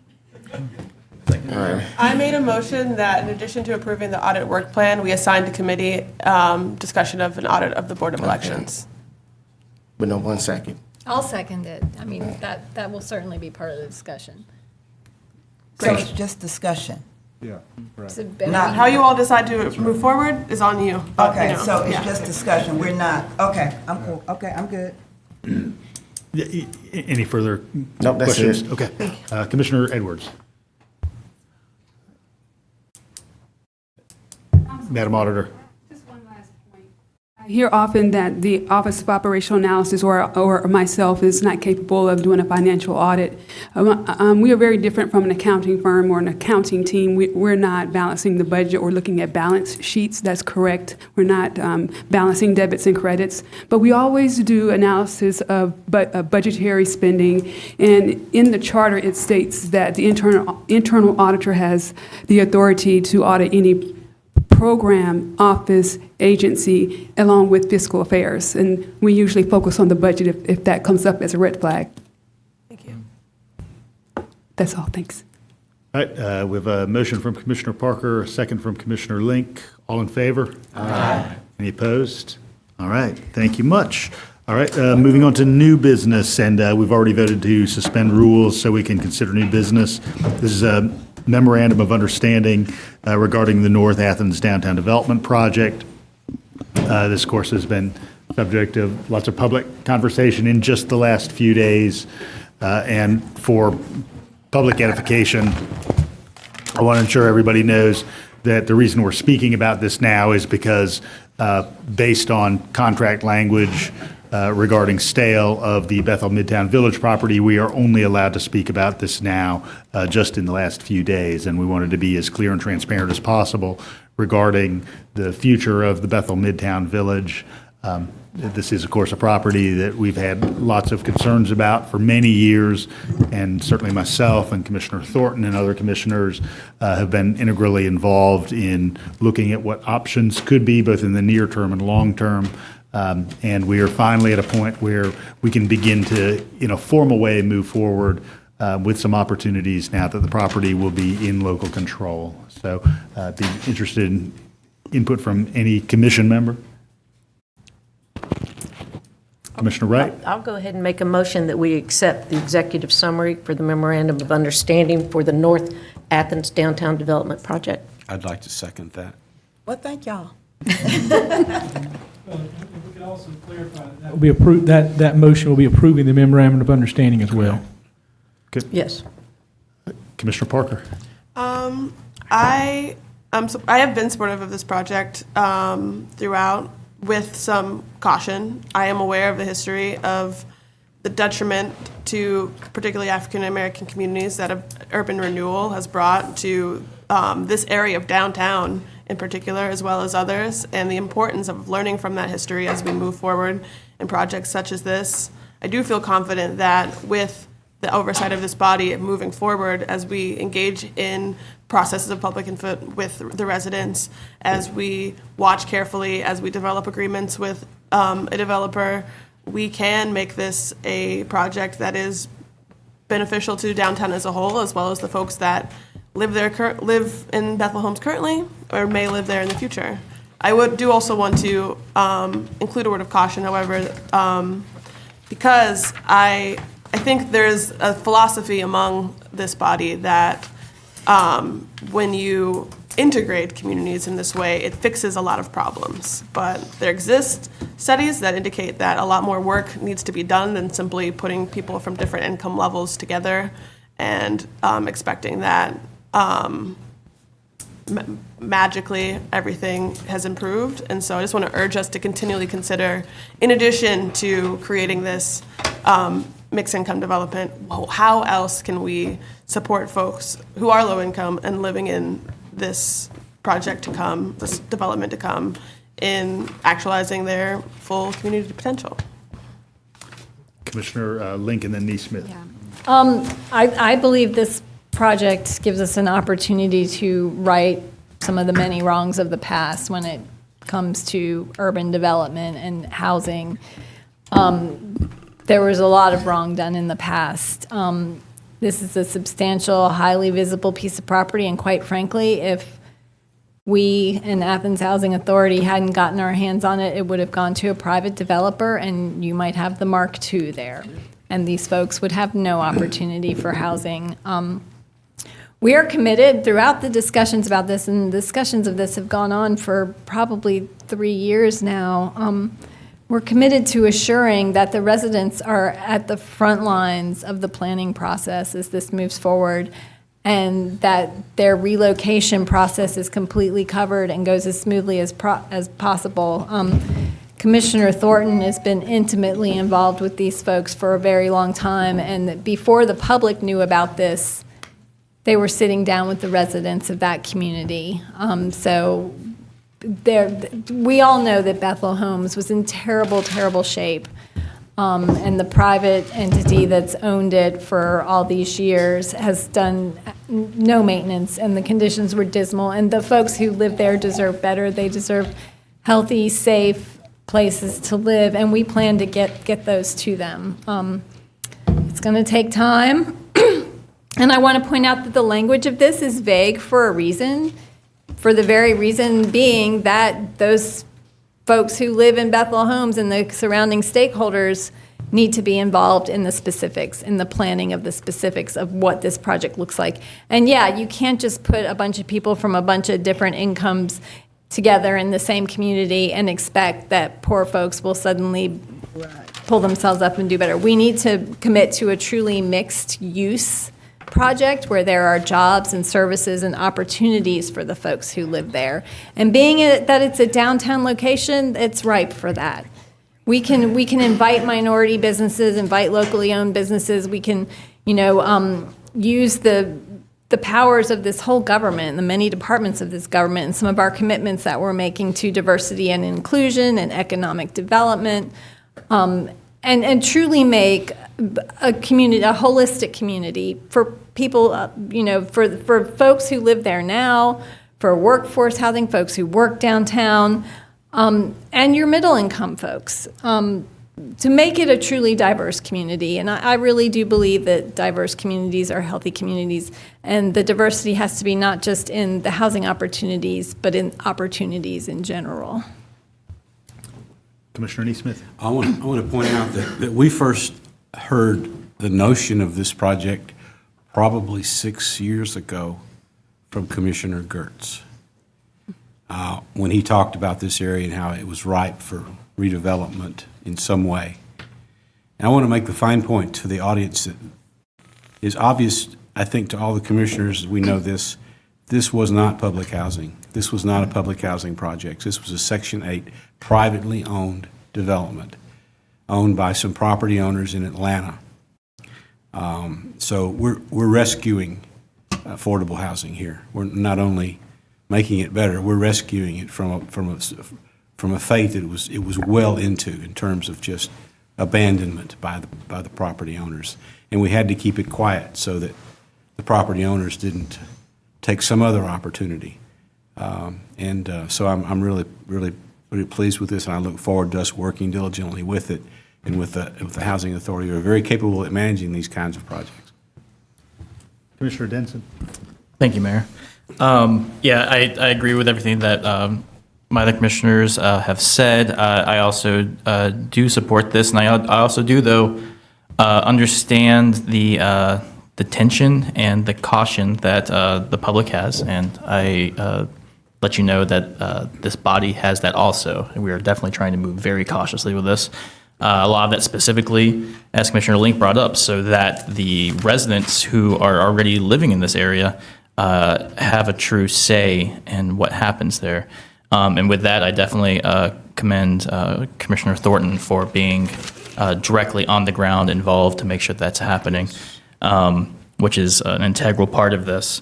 And that this body already has committed to, in the SPLOST language that goes along with this, to prioritizing non-displacement when doing this, and ensuring that all of these residents have the ability to come back if they have to come back. I would love us to find a way to just develop this where they're not having to move that far off or be displaced at all. The reason, as Mayor Gertz said, now the reason that this is coming out and is somewhat coming out now is because we want to be transparent. I mean, it's important. The community needs to know what this project is before they vote on it in November. And I think we are all trying. We wanted that to come out earlier, but we're just limited to being able to do that. All of that saying, and getting to a question that we had from the audience, and I guess this would be to the attorney. With the way that this project is moving forward, I know that we're very much in the infancy of this. Is there a way that we could be using SPLOST funds to say, if we're not particularly owning the buildings necessarily, but owning land or owning the infrastructure, that we could use some of the funding to have these developments be more sustainable, or have solar energy or involved in that? Well, I think it would certainly be appropriate if that was the pleasure of the commission, to include that in the design elements. There's nothing that would prohibit that, sir. Okay. Commissioner Thornton. I actually want to be last. Commissioner Link. Yeah, I wanted to follow up regarding the sustainability and renewable energy opportunities in this project, and also in the Classic Center expansion project. We are going to have, many acres and millions of square feet of new development in downtown thanks to this SPLOST roster. And we need to make sure that that's sustainable. We're facing a real crisis right now, and if we don't do everything in our power to build our buildings so they use less energy or they use renewable energy, there's not a whole lot of time left. I think we all know that. And so we need to go above and beyond. And, that's part of the reason we did dedicate a significant amount of funds on that SPLOST list towards renewable energy. And I hope that we can, approach all of these development projects, including, the smallest little building, everything we do. We need to think about sustainability and renewable energy first and foremost, because we have no choice in the future. I mean, this is just the way it's got to be, and the sooner we commit to it, the better. Commissioner Harry. Thank you. I don't want to say too much, and I certainly don't want to keep Commissioner Thornton waiting with what he wants to say. But I would agree with what my fellow commissioners have said. I think this is a really exciting project. I think this is going to be transformational for the people that currently live in Bethel. I think it's going to be transformational for our downtown. I'm really excited about it. This has been a project that has been long in gestation. Various different people have talked about doing something like this. But the origins of actually how to do it came from, as I recall, a retreat that we had about 2 years ago. And I forget exactly where it was we met now. Madison, Georgia. So we had a retreat. This has been bubbling slowly. As Commissioner Neesmith mentioned, this is not a public housing project. This was a privately owned project owned by a housing provider out of Atlanta that was basically Section 8. So in other words, the residents got a voucher. And there wasn't much incentive for the housing, for the owner, the private property owner, to maintain the properties because they were getting a check from the federal government, whatever they did. So I think this is a really exciting project. We are the ones here that get to talk about it, but there were a lot of other people who were in on the ground floor. We're kind of bringing it to fruition. And I think it would be appropriate to recognize them as well. And I'm thinking particularly of some of the commissioners who were in at the beginning but are not here with us now. And so that would certainly be Commissioner Bailey, Commissioner Sims, Commissioner Bell, Commissioner Dickerson, and former Mayor Nancy Denson. So I think they deserve some credit in this as well. Absolutely. Anybody else? Commissioner Thornton. First of all, I'm glad that Andy did that, and I think Melissa and Commissioner Neesmith brought up about this really was happening long before I knew it was going on. But I was working in the community, while y'all were doing your thing, I was doing my thing in the community with the residents. I'll just be real blunt about it. I know a lot of people are not happy about this. I don't know why some people think that poor people don't deserve to live downtown unless they're on a street corner. I don't know why people think that because they're poor or low income, they want anything less. I will also say that most of those folk can do more with the little bit they have than the big checks some of you can write. And they make decisions based on the next day. A lot of other people plan for 5 years from now, 20 years from now. These folk plan for the next day. So I have no apology whatsoever. I understand there was some craziness on Facebook, but I have no apology to nobody about this effort. I think that it is very clear that we need to learn from history, that we do not let this be past horror. And I can assure you, whether I'm commissioner or not commissioner, that is not going to happen on my watch. That is not going to happen. I wanted to share, the reason I really got all emotional there, but the reason I wanted to share this, and I checked with, when I heard about all the noise on Facebook, I called a couple of residents, and we just met on Sunday, and we met Friday.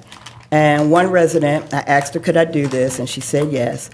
On behalf of the residents of Bethel Midtown Village, it has come to our attention that there are people speaking out against the sale of Bethel who have not visited Bethel, associated with anyone from Bethel, who do not know the hell that we have been living in.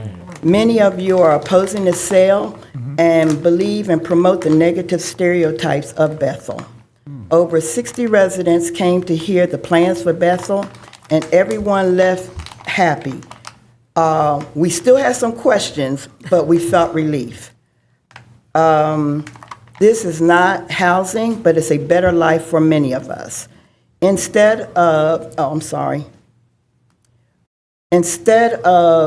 picking apart this sale, come and help us reorganize our resident organization, mentor not just our kids, but support our families, and stand up with us when we stand up against bad people coming into our community and bringing crime into our community.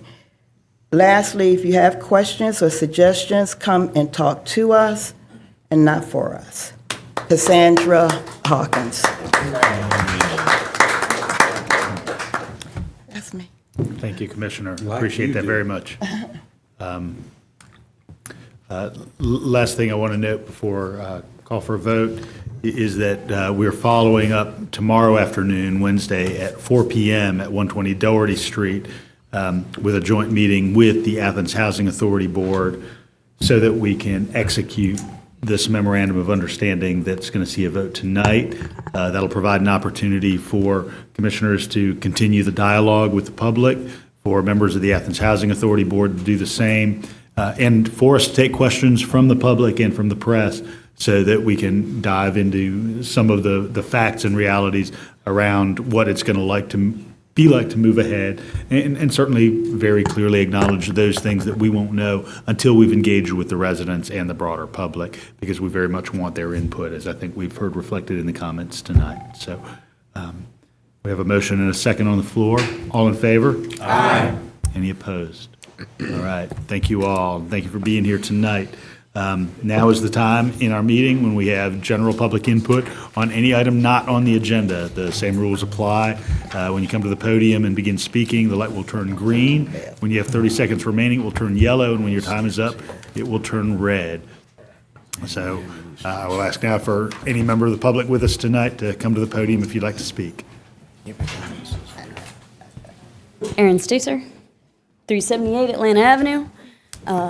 There's that, sir. Thank you. I'm really excited, actually, to hear everybody's backing up the want to audit, or at least look into an audit of the Board of Elections. That is something we were deeply concerned about when Jesse Evans came to us at Athens for Everyone. And so thank you for bringing that up and following through with it, I hope. Just for anyone who hasn't heard anything about this, I know you all have received a letter from Jesse Evans some time ago. I think it was last year. His letter of concern that detailed a lot of the strange inconsistencies and behaviors happening in the Board of Elections. Just as an example for those who haven't heard about this sort of thing, Jesse Evans is a member of the Board of Elections. He asked, back when they were planning for the 2018 elections, he asked that Cedar Shoals High School be used as a site for early voting, just one day of early voting, and that would give access to a part of the community that is often left out. When he first mentioned this, apparently over email, it was met by Director Sosby as like a good thing. This sounds really cool. Maybe we can do it. However, in an open records request, it was found that immediately after that email, Director Sosby then emailed the chairman of the Board of Elections, stating that Jesse Evans was going to ask this, and then listing a bunch of reasons why they could not do that. That just seems pretty inconsistent to me. I don't know why she wouldn't bring that up with Jesse to begin with. And that's just like a small example of all of these bizarre kinds of behaviors that Jesse's been pretty diligent about documenting. So I just want to emphasize, again, as Jerry Neesmith said, the importance of getting on this immediately, because we have elections coming up. As you all know, there's 3 elections coming up in 2020. So this is of deep, deep importance, and thank you very much. Thank you, Ms. Stacer.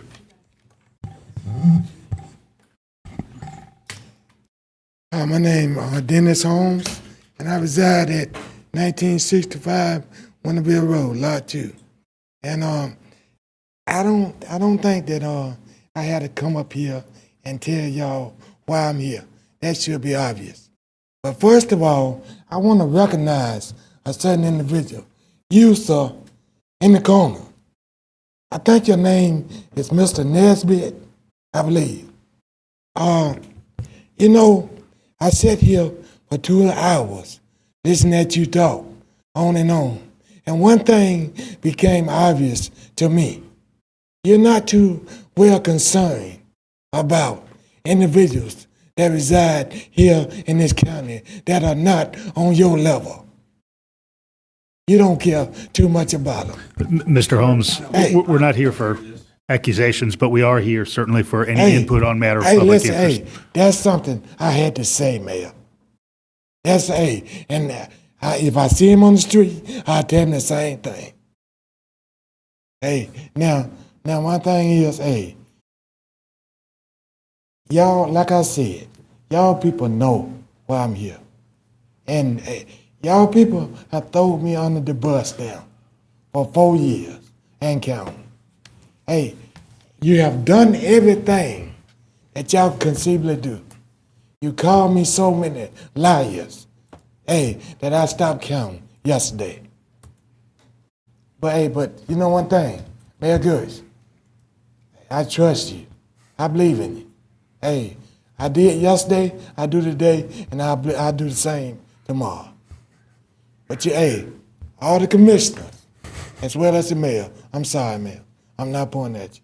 And all the commissioners, as well as you, Mayor, hey, I would be willing to bet my life this very moment that y'all know, y'all fully are aware that I'm not lying. Hey, I know y'all know I'm not lying. But what I can't understand is why y'all continue to do what y'all do. That's what I can't understand. I can't understand it. Now, hey, now, if my Heavenly Father, God Himself, Mr. Davenport, Don't mention my name. hey, if my Heavenly Father, God Himself, Mr. Davenport, Mr. Holmes, but you hey, don't. if God see fit, Yeah. if God see fit to lay me to rest tomorrow, what do y'all get out of it? What do y'all get out of it? Because for simply, hey, you can't, you know you're guilty. You know it. You know it. There's no reason, hey, there's no reason in the world that you can look at me in my face and say that you're not guilty. Kelly. Hey, only thing, the Mayor Goods, the only thing I'm seeking, sir, hey, I just want justice. Because, hey, Thank you, sir. Appreciate you coming tonight. I'm deserving of that. Thank you, sir. Hello, Hello. Evening. I am still Amanda Witzel. I still live at the same place. There's just one thing that sort of popped into my head when I popped back in here and listened to all of this. I don't know what Landmark is trying to do, but I can tell you all that we shouldn't let them. And there was another mention of transparency. In the music venue that has been developed out, and I'm going to say 441 because that's the general vicinity.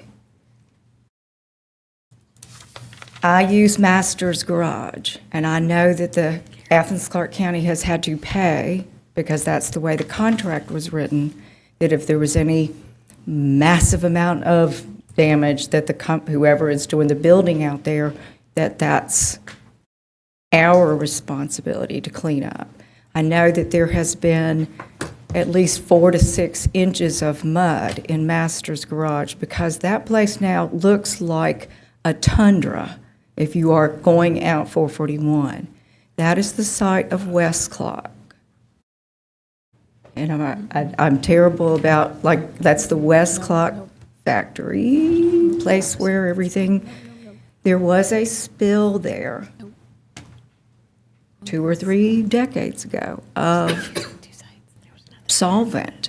And as far as transparency goes, I think everyone should know that and be concerned about that. Ms. Witzel, just to make it clear, that's a different site Yeah, right, well. on Newton Bridge Road. Yeah, I'm talking about where the flooding occurred, not where the site actually is. Okay? So transparency is something that's pretty much lacking everywhere. Nice to see you all. Thank you, ma'am. Right here.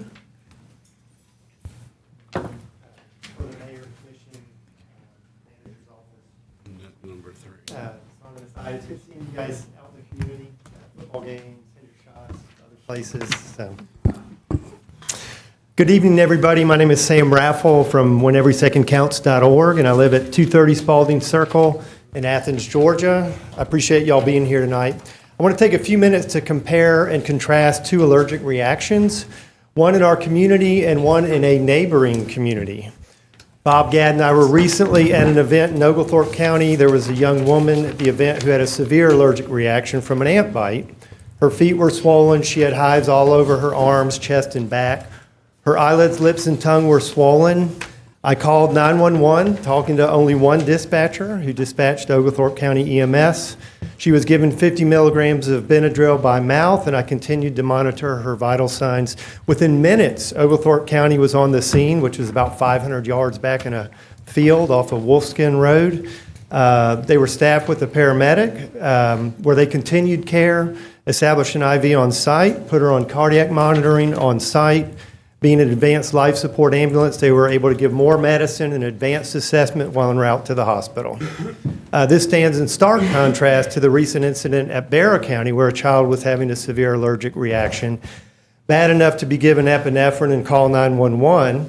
Unfortunately, the ambulance never showed up at the school, and the parent had to make the agonizing decision to take the child to the hospital himself. There's no telling why the ambulance never showed up, since the only explanation was provided by a very non-transparent national EMS. Who knows what really happened, but I have to say the explanation provided by the company is bad enough, if it's true just on its face. The fact that it is perfectly consistent with what we've been hearing for years from police officers, firefighters, public school teachers, elected officials, and regular citizens speaks volumes. The disparity between these two situations in these two communities is frightening to me. Oglethorpe County, which is actually a poor rural county, has 24/7, 365 advanced life support paramedic ambulances that run only 911 calls. Athens-Clarke County, 24/7, 365 ambulances that are a mix of advanced life support and basic life support trucks. We have taxpayer-subsidized 911 ambulances that routinely and systematically are used for running patients who don't need 911 home from the hospital. It's a terrible business model unless the goal is to maximize profits. We continue to press the hospitals to set up a separate 911-only division and had a very good meeting with the CEO of Piedmont Athens Regional, Michael Barnett. We continue to appreciate your support for the ACCPD recommended option to take over all 911 dispatching to include medical. We're also in favor of a study to look at the possibility of raising our first fire response to that of paramedic. Imagine an advanced life support response from 5 Points Fire Station to the Barrow Elementary incident. Just imagine. Thank you very much. Thank you, Mr. Raffel. All right, any other public input this evening? All right, we're going to get to commission input in just a moment. Anything, Mr. Manager? No, sir. Anything tonight, Mr. Attorney? Anything additional, Ms. Auditor? No, sir. All right. I've just one item tonight. Want to make everybody aware that Pause for Recycling Week is upcoming. That's going to be the week of October 7th, and that's a collaboration between the Solid Waste Department and now Animal Support to provide shelter pets with the care they need by collecting recycled materials such as gently used towels, collars, small blankets, and the like. So next week will be Pause for Recycling Week, October 7th through 13th. I'm going to go ahead and begin with Commissioner Davenport, and I'll conclude with Commissioner Hamby. Did we skip over adopt the highway proclamations? Am I missing something?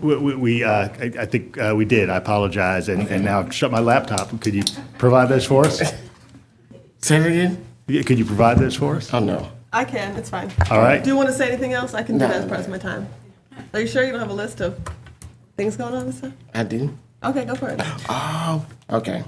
I just caught that. I'm sorry. But I do want to say, so my turn as, okay. You get as much time as you'd like. It's been, okay, Now he does. Are you here with us? I am. I'm back. I'm back now. I'm sorry. Okay. I'm having a town hall October 21st at Billy Grove Baptist Church at 6 p.m. I would like to thank Steve Jones, Honorable Judge Steve Jones, for his abortion ban today in Georgia. I do want to say there is a community garden in the Nellie B. Vine Street area by Broderick Flanagan. He's been doing a good job out there. So I just want to give him a shout out. And I would like to thank Leisure Services for their awesome balloon festival that they had, and many other projects that they've been involved in. And important information for the community, the Board of Elections, they do have an open seat. The applications are due October 11th. Board of Elections, fill it out. There we go. What board? I have no idea. Little? That's it. Yeah, okay. So, adopt Athens, or, sorry, it says, it's titled strangely here, the Athens Adopt a Highway proclamations. We have the, it says, World Mission Society Church of God adopting Lexington Highway from Whit Davis Road to Scarlet Oak Drive. We have the Athens-Clarke County Democratic Party adopting South Roxby Street from West Broad Street to Springdale Street. And the Lambda Epsilon Lambda Fraternity adopting College Avenue and Cleveland Avenue between Doherty Street and Barber Street. Thank you for your community service. I would also like to wish everyone a happy LGBTQ History Month, which starts today. I was pleased to see many of my fellow commissioners at Pride this weekend. Thanks for coming out to show your support. To my fellow members of the LGBTQ community, I want to say that you are seen. We have a community here that embraces you and sees the value you contribute to our community. I hope that we can enshrine that embrace and protection of our LGBTQ community as well as other minoritized populations through some comprehensive anti-discrimination legislation that I believe many of us voted on to see it advance to committee for discussion. There are a number of issues that affect our community that are matters of life and death that emerge from discrimination that we face. I hear numerous stories about folks who are attacked downtown and are scared to call the police because they're not sure what might happen to them. I've had friends engage in fights, having to physically protect themselves from folks just for walking down the street dressed as, fits their gender identity or for holding the hand of the person that they love. I would also like to pay remembrance to the 18 transgender women that have been killed this year. Dana Martin, Jaslene Ware, Ashanti Carmen, Claire Legato, Malaysia Booker, Michelle Tamika Washington, Paris Cameron, Chanel Lindsay, Chanel Sherlock, Zoe Spears, Brooklyn Lindsay, Denali Berry Stuckey, Kiki Fantroy, Jordan Kofer, Pebbles Ladime Doe, Tracy Single, Bailey Reeves, and B. Love Slater. This is a demographic that experiences the highest homicide rate in our country. And we can take steps to ensuring that justice is brought forward for folks like these women who have been tragically lost by adopting comprehensive anti-discrimination legislation here in Athens. And I am confident that this body will do so. So thank you. Thank you, Commissioner Parker. Commissioner Lane. Yeah, I just also want to thank everybody for coming downtown this weekend for Pride Fest. It was a lot of fun, and also for Latinx Fest. I think I still have a pupusa in the fridge calling my name. Those are the kind of diverse, inclusive events that really, make this community what it is. And thanks to the ADDA for their support of those events. And I look forward to more of them. And tonight I want to mention that we, got the ball rolling on some very, very large downtown redevelopment projects. And I want to encourage this body to pay close attention to those projects along the way. And I also want to repeat my request to Commissioner Edwards to have a downtown master plan committee meeting so we can begin to talk about these projects and how they may or may not fit into the downtown master plan and what our vision for downtown is and our vision for new downtown design guidelines. So, I think it's really important that we get that conversation started pronto because things are going to start moving quickly. I also want to ask Mayor Gertz if we can reconsider a few items related to some party issues in our neighborhoods. We're seeing a lot of really loud, disruptive partying going on in kind of the West Cobham kind of historic Hancock area. There's that area is still zoned multifamily, and it's basically become, the focus for some de facto fraternity and sorority houses. I guess there's certain things they're not allowed to engage in their official houses, so they bring it into the neighborhood. So I would like if we could somehow readdress the noise ordinance. I believe it's a little bit out of date. And also possibly talk about the single-family housing ordinance, or talk about some accountability for property owners rather than just tenants, because that seems to be the problem. These people are moving in and out, and there are multiple violations on these houses that are persistently kind of in the same group. There's a long list of things that I sat down with some folks living in that neighborhood this weekend that we'd like to bring up, but definitely starting with the noise ordinance. I think new technology these days can allow our officers a little more clarity in reading decibels rather than just having to stand a certain number of feet from a property. And I also want to ask about the runoff situation on the development on 441. There might be some confusion, and I do hope that our staff is checking up on the runoff situation. But there are two separate amphitheater projects going on. One is on 441, and it's on a location that was formerly a drinking water reservoir. So I'm pretty confident there's no contamination in that area. But there is another smaller mixed use, including an outdoor music venue project underway at West Clocks. And there was some EPA stuff going on. There was a former clock factory, and the developers are committed to cleaning that up as the property develops. So there might be some confusion, but any runoff on 441 should not be contaminated as far as we all know. But if there is runoff, that needs to be taken care of. So I hope that our staff will get out there and take a look at that. Thank you. And Commissioner Link, I just interacted with some of the residents who I think you spoke with this weekend. So I'll be following up on some of that. Good, yeah. And Curiously, we'll talk some more about it. Particularly problematic home is a former residence of mine, interestingly enough. Oh, So interesting. Apparently I planted some seeds there once upon a time. Commissioner Wright. Yeah, thank you. I appreciate the information that's being shared already today, and certainly everybody had plenty to do this weekend. There was a lot of neat stuff in town going on.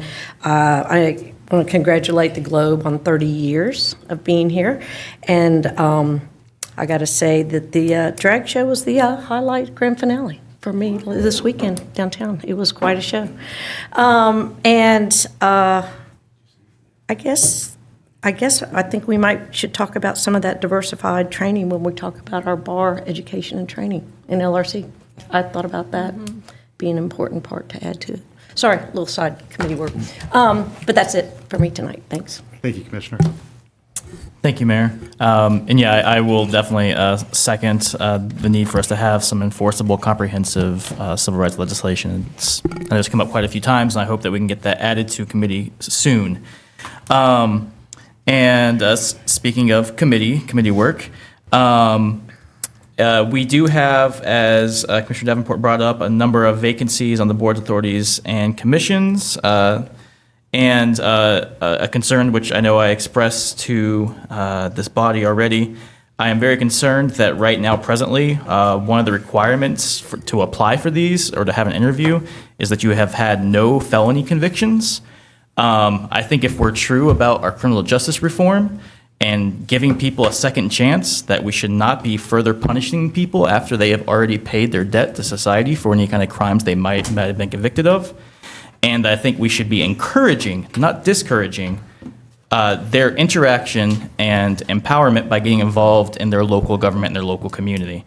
So if that must be assigned to committee for us to get that removed, I asked the mayor to assign that to a committee so that we can ensure that everybody who wants to be part of this community can at least get an interview to be on a board and authority commission and be involved in their local government. Also, going on that, I would also push that we have, talking about elections and our work session coming up, I would love for us to have fare free transit on election days, on all election days, honestly. But especially starting on November 5th, 2019, I think that we should try to remove every potential hurdle from somebody being able to get to their voting precinct and to cast a ballot for SPLOST 2020, and of course for every subsequent election after that too. So I'd love for us to look into that. I know I brought that up a couple of years ago, and that I hope that we can get that put in place. I know it's a short timeline, but in the next 2 months. I also want to thank the manager's office, specifically Manager Williams, for coming out to the animal control town hall last week. I think it was a worthwhile conversation with many individuals, passionate individuals from our community, and also want to thank Lisa Milot with Athens Pets and Jane Stewart from the Humane Society for being part of that too. The next District 5 Town Hall will be on October 29th. And 2 other potential ways to get public input going on. Jefferson River Road is finally going to be getting a sidewalk, and we have some alternative concepts. Jefferson River Road kind of runs right between me and Commissioner Link's districts, and we will be having a drop-in session on October 16th at the Jefferson Road Firehouse from 6 to 8 p.m. So we'd love to have people in that community involved in that process and choosing a concept. And then the last way that people can get involved, this is potentially exciting, and there's something that this community's wanted for a long time, the possibility of having high-speed rail come through Athens. It's a dream, right? It's a dream that we all have. And it's a dream that's still, it's very vague, but there's a way to get involved. GDOT and the federal government are taking public input right now on an environmental impact statement for 2 potential routes running between Charlotte and Atlanta for high-speed rail. And one of those routes goes through Athens, Georgia. I am in favor of that route. But everybody who might be in favor of that route can view those maps, view that environmental impact statement, and give some public input on what you would like to see. And I've tried to make an easy URL for people to go to. If you go to tinyurl.com/Atlanta to Charlotte Rail, you can view those concepts and maps and give public comment there. Thank you, Mayor. Thank you, Commissioner Denson. I was almost expecting the voice of John Lennon to come upon us here. Commissioner Neesmith. I have 2 items. One is a little housekeeping about National EMS and Barrow School. This is what has happened. National EMS received the complaint and promptly and thoroughly investigated it. Here's what they found. The ambulance was dispatched from a location about 3 miles away at the National Ambulance Station. There was nothing having to do with non-emergency transports involved in this situation.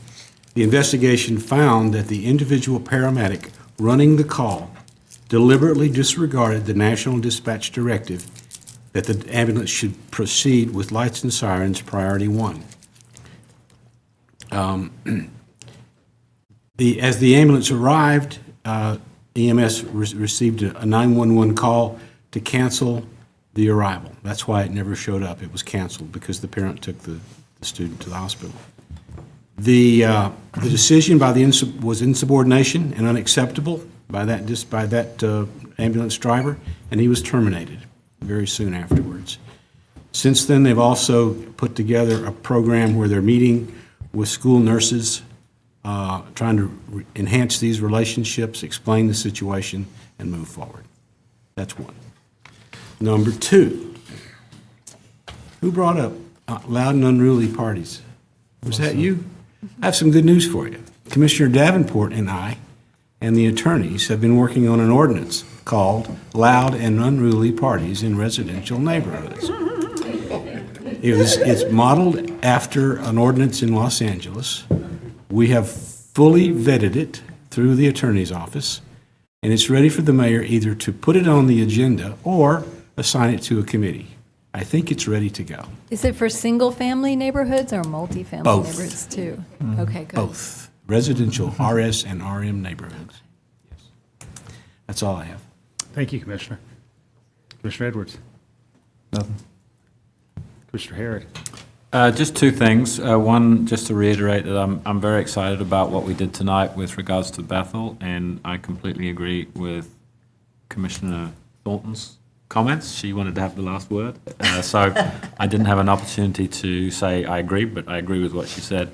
The other thing I wanted to say is that on the night of the Notre Dame, Georgia football game, where we beat Notre Dame, I did a ride-along with the Athens-Clarke County Police Department, the East Side Precinct, worked on their 9 p.m. to 7 a.m. shift.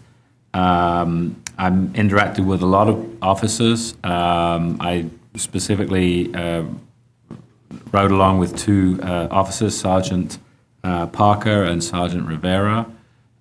We spent a lot of time downtown. Downtown was a complete crazy mess.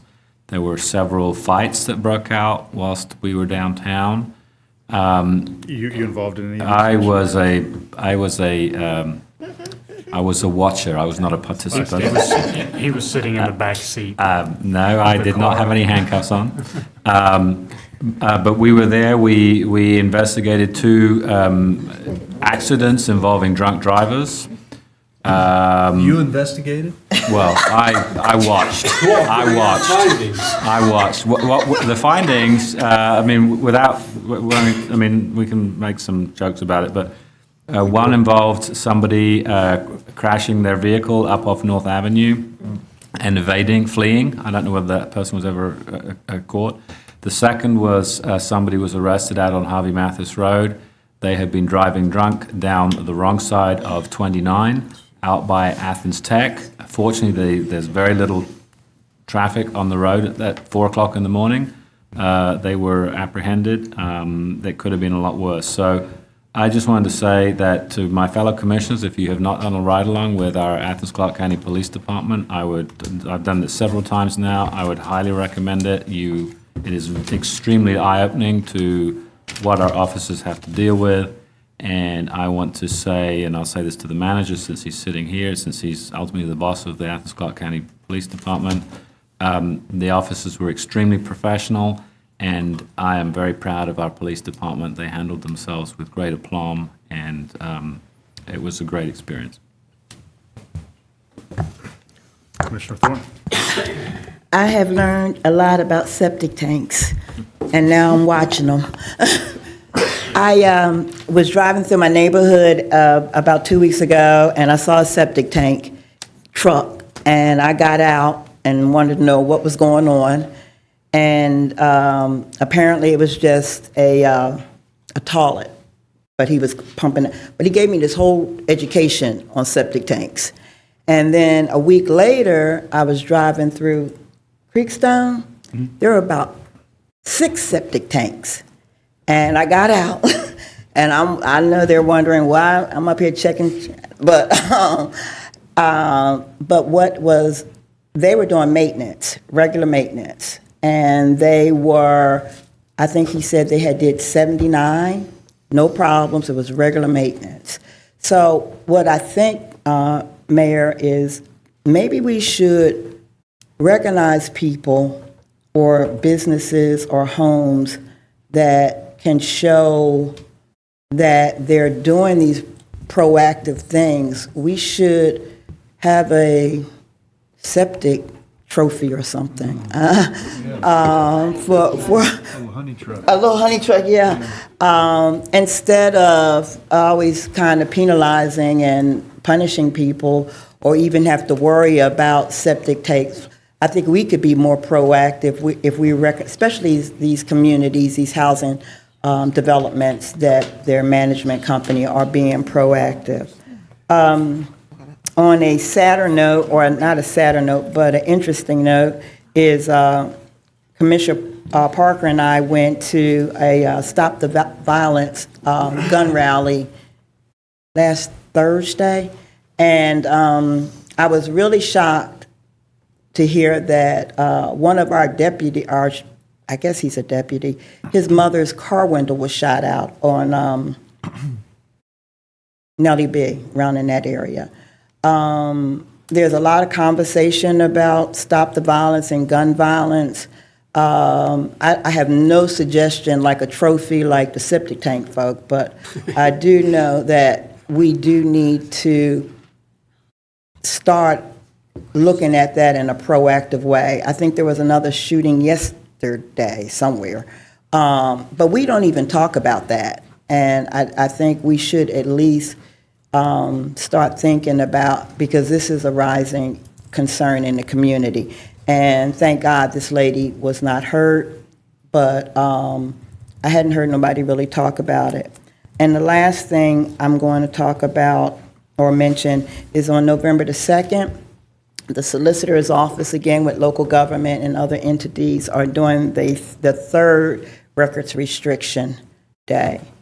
It's on the website. We got hard copies out at different barbershops and businesses.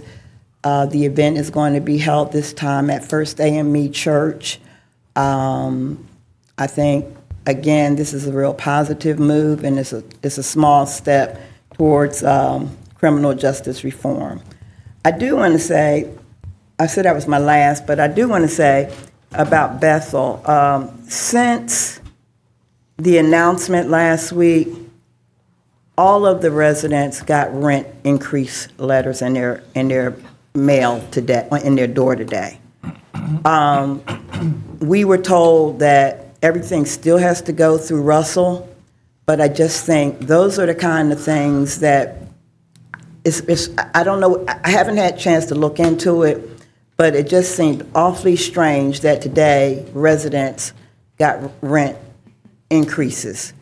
And some of those rent increases, people are paying $700, $800, $900 to live out there, and folk don't know that. So I don't have no details on it, but those are the kind of things that these residents have been enduring. It might be legitimate, it might be right, but those are the kind of things that folk are having, and they have these little part-time jobs. So I'm gonna close with that on a happy note, and I'm feeling good. Thank you, Commissioner. Commissioner Hamby. Sure, thank you. And just a couple of items. They've been doing some repaving over off Timothy and specifically in Berkeley Hills. They did some paving on Holmes Drive. I was wondering why they didn't go ahead and knock out, they did Holmes Drive. I'm wondering, they kind of stopped at Rhodes Drive right at the beginning of the neighborhood. So I'm wondering, I thought Rhodes Drive was on the list as well to be repaved. So I just want to make sure that, I mean, they did a good job at Holmes, but you can obviously tell. And the other thing is, if you can tell me, this is also on the list for repaving, St. George Drive and St. George Place. It's on one of our paving lists, so I wanted to see when they might estimate that might occur. And with that, I'm going to make a motion to adjourn. Could we adjourn upon conclusion of executive session? Adjourn upon, so moved. Mr. Mayor, can you assign our ordinance that's in high demand now to a committee today? I'm going to review it. We may be able to just put it on an agenda without having to send it through committee. Very good. All right, all in favor? Aye. All right, but we've got a short executive session. We'll see you next time.